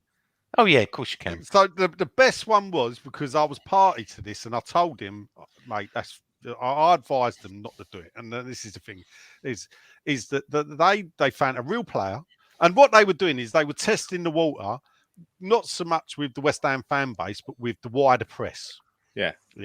So it was cooked up that West Ham were linked with this player, South American player, to see whether the wider press would pick it up. It got so picked up, the player himself got interviewed about being linked with West Ham in South America. His form actually improved. He started scoring hat scored tricks. More goals. Oh my God! Since he got linked with West Ham while this was going on, and all of the time I'm sitting there going, I don't fucking believe they've done this. But then you think, but the press, and it proved actually what him and someone else was trying to prove. You can't say his name, can you? No, but the press, it was him and X together. And actually they were right that the press don't do their own work. They were just fucking snooping on others. Yeah. But it got so mad that this bloke got interviewed. I forgot his name. Romeo, I think. It was just bonkers, because it was then being reported by others about this bloke that was being linked with West Ham. He hadn't, and then he gets interviewed. He scores goals, and he was in the form of his life because he'd been linked with West Ham. And West Ham was sitting there thinking, "Who is he? Should we be looking at him?" Yeah. You know, it's like. Yeah. But the thing is, I suppose it makes sense because look, whether you like or loathe X and Sean, as you're on the fact of the matter is that they probably do talk to a lot of they do a lot of the research for the journalists, don't they? They've got a lot of the contacts that the journalists would have. So and because of Twitter now, where they're doing their live updates, why wouldn't you just follow them if because I mean X is probably more reserved than most, isn't he? He doesn't kind of. I think he's quite. I like to believe that X is honest. He doesn't seem to apart from that one, put stories out for the sake of it. He has a 2-source rule, like a lot of us. Stop laughing. And mayo and ketchup on the same plate. And he tries. Look, everyone's trying to scratch a living, and different people.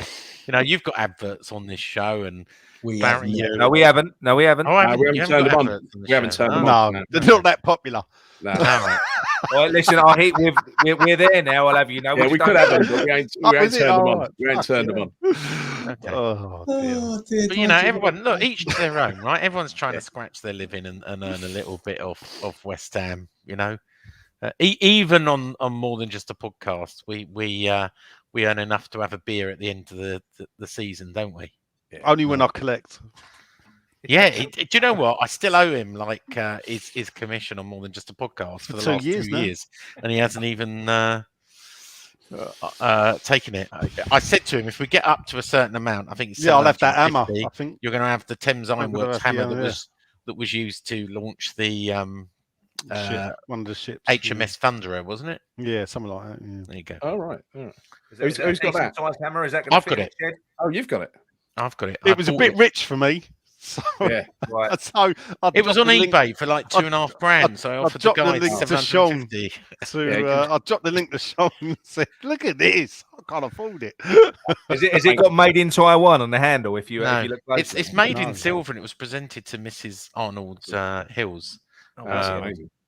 Obviously, I wrote a couple of stories around it at the time, saying how we'd saved heritage. But so they got 50 quid back in advertising.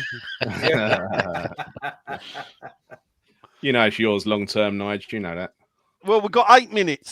So are we going to sign anyone? 8 minutes on deadline day. No, we're not signing no one. Newcastle signed Dan Burn. Who's that? Yeah. He's the one from Brighton. 20, How much? 20. He's a good player. Well, yeah, but Nick, you was never talking about him until he just signed for Newcastle. Yeah, I think we should have signed him, to be fair. He's a 29-year-old. He's a Geordie. He's only just he's come from like low leagues and all that, but I think they paid 10, 12 million for him. All right. I think Liverpool have played a blinder there by signing Cavallio and loaning him back to Fulham for the rest of the season. Yeah, definitely. He's going to be a star, that boy. Yeah. How much they paid for him? I didn't say. It was undisclosed, I think. But we're not in the position to do that, though, are we? As a football club. So it's I mean, all about timing. You'll like this one. Club London are sending out emails tonight. Yeah, I'll see that. Trying to sell Europa tickets for the next round at £399 a ticket. They just love that on transfer they put a little day. disclaimer in there to say, by the way, you better get them quick, because if we end up playing someone good, we're going to charge you even more. Someone has literally sent me the email and said, the thing is, it's not only do they send it out on transfer deadline days, is look, we're not buying anyone, but we want you to pay 400 quid for a ticket. Oh, but we don't know what day the game's going to be played, and we don't know who we're playing. But can we have your £400, please? It says, and I'll quote, "We've just gone on sale for round 16 of Europa League. I'm just seeing if you'd like to secure one of the seats for this fixture. The price is £399, including VAT per person. But this is ticket only. So there's no food or anything in there." My God. John, hold up. You get the free program as well. Oh, yeah. Sorry, sorry, disclaimer. You do get a free program. Sorry. I was moaning about paying 90 quid for my two. I thought that was a bit of a... I didn't think it was expensive if it, Europa League, but you don't know who you're playing against yet. I would have bought the ticket anyway, so regardless. So you don't know when the game's been. The reason why I sort of get a dilemma is that my son-in-law comes with me, works shifts. Yeah, so if his ticket, I'm paying 5. If his ticket's a score, I pay it, and if he goes, he goes. If he don't, I don't. And I try and shift it on. If I don't, I ain't bothered. But I've got to pay 35 quid for him for a game. He might not be able to go. Yeah. Why? Because his shift pattern is certain that. Well, when's the game? He knows when he's working. He just don't know. He's working one Thursday, not working another. Well, what if it's that way? What if we're drawing at home first? He can't make it, but we're drawing at home second, he can make it. And the club it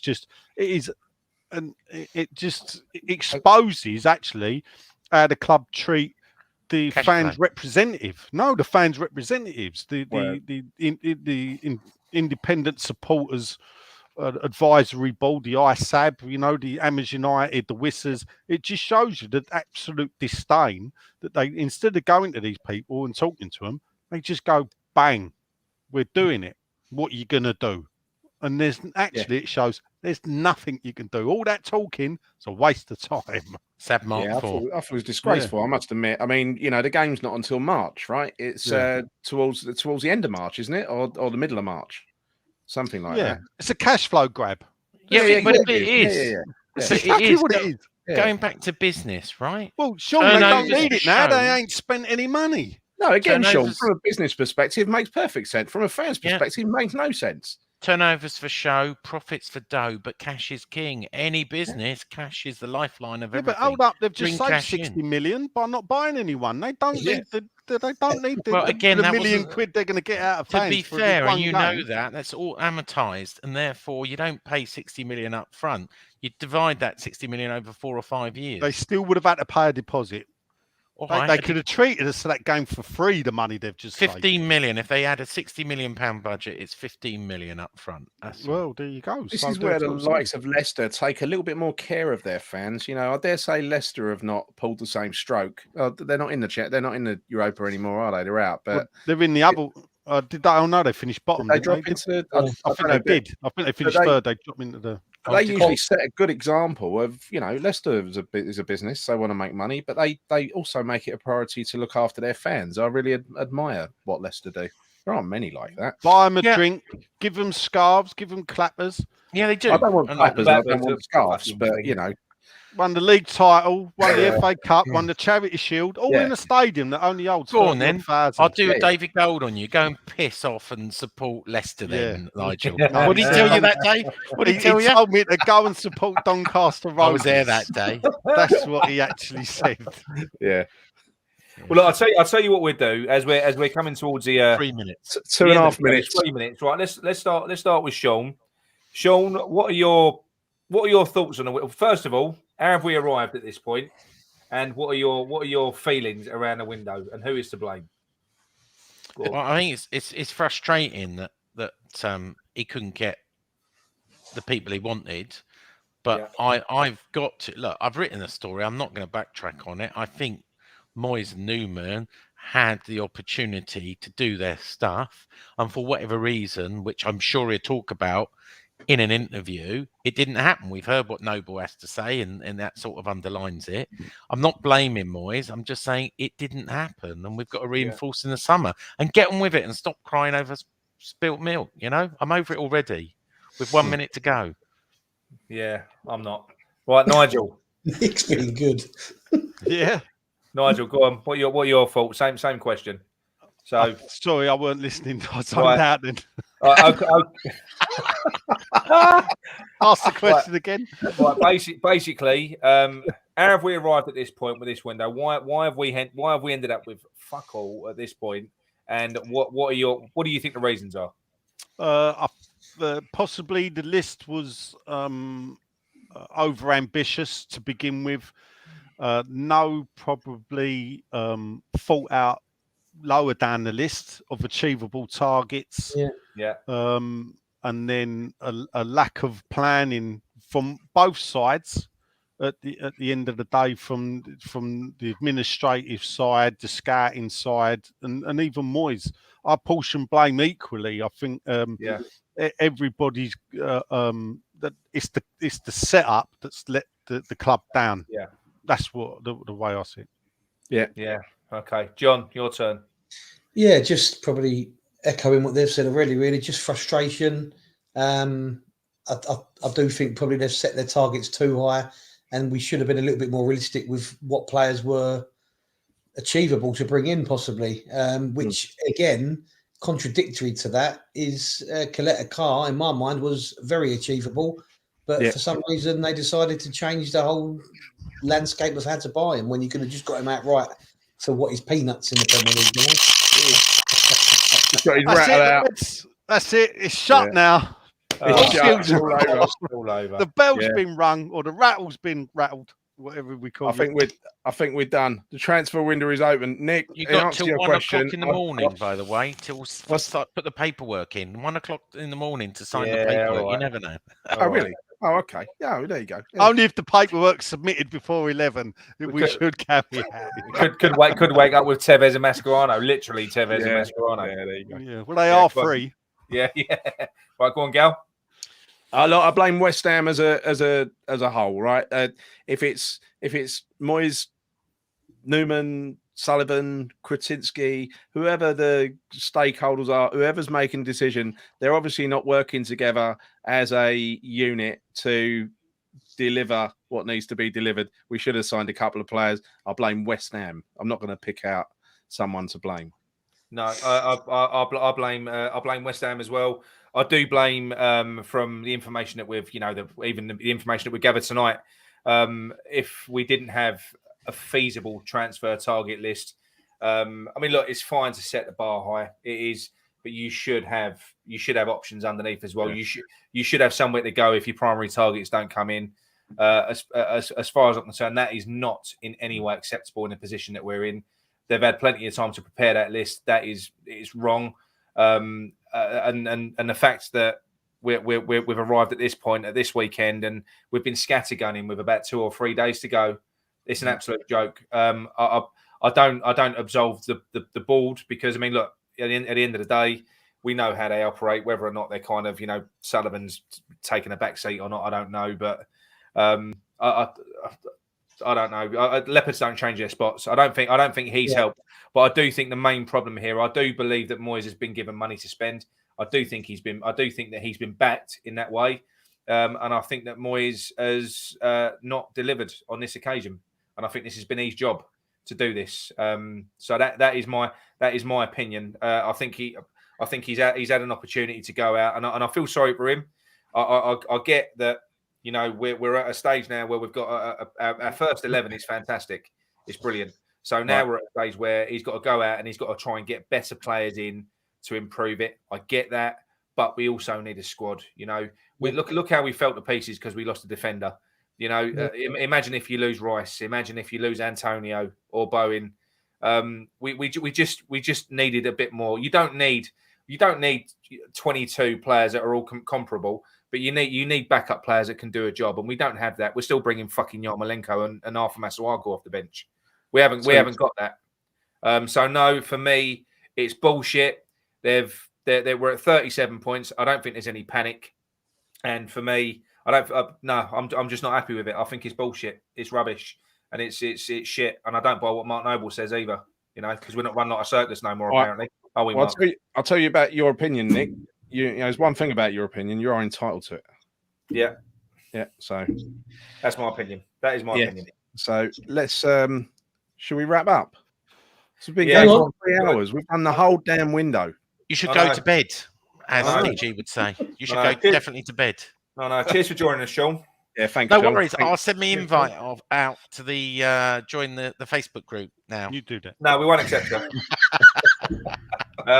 Thanks, Nigel. No worries. It'd be one in, one out say, because you're joining Canning Town and will leave. Yeah, that's true. Yeah. Opinions are like Sean. Every arsehole's got one. Yeah, exactly. No, it's been look. It's been interesting to get different perspectives on this. And do you know what? I've been going through with you lot now. I've been going through a roller coaster of emotions today. I've been going through. I'm angry to piss taking to not caring to angry again. And now I don't know. It's almost apathetic at this point, but I'm sure that will change. I'm just like, fucking, what's the point? But anyway, angry again by the morning. Don't worry. Yeah, no, I know. Go on, Gary. Over to you. Yeah, all right. Well, look, thank you all for joining. Thanks, Nigel. Thanks, Sean, for coming in. And we're done. If you, I hope I haven't lost you any listeners tonight. Thanks for all your comments. Thanks for all your comments. If you like what we do, like what we done, You've got 6 now instead of 8. And hit the bell notification icon. Until next time, we see you Friday on the Friday Night Booze Up. Until then, good night and come on, you irons. Piss off, you irons.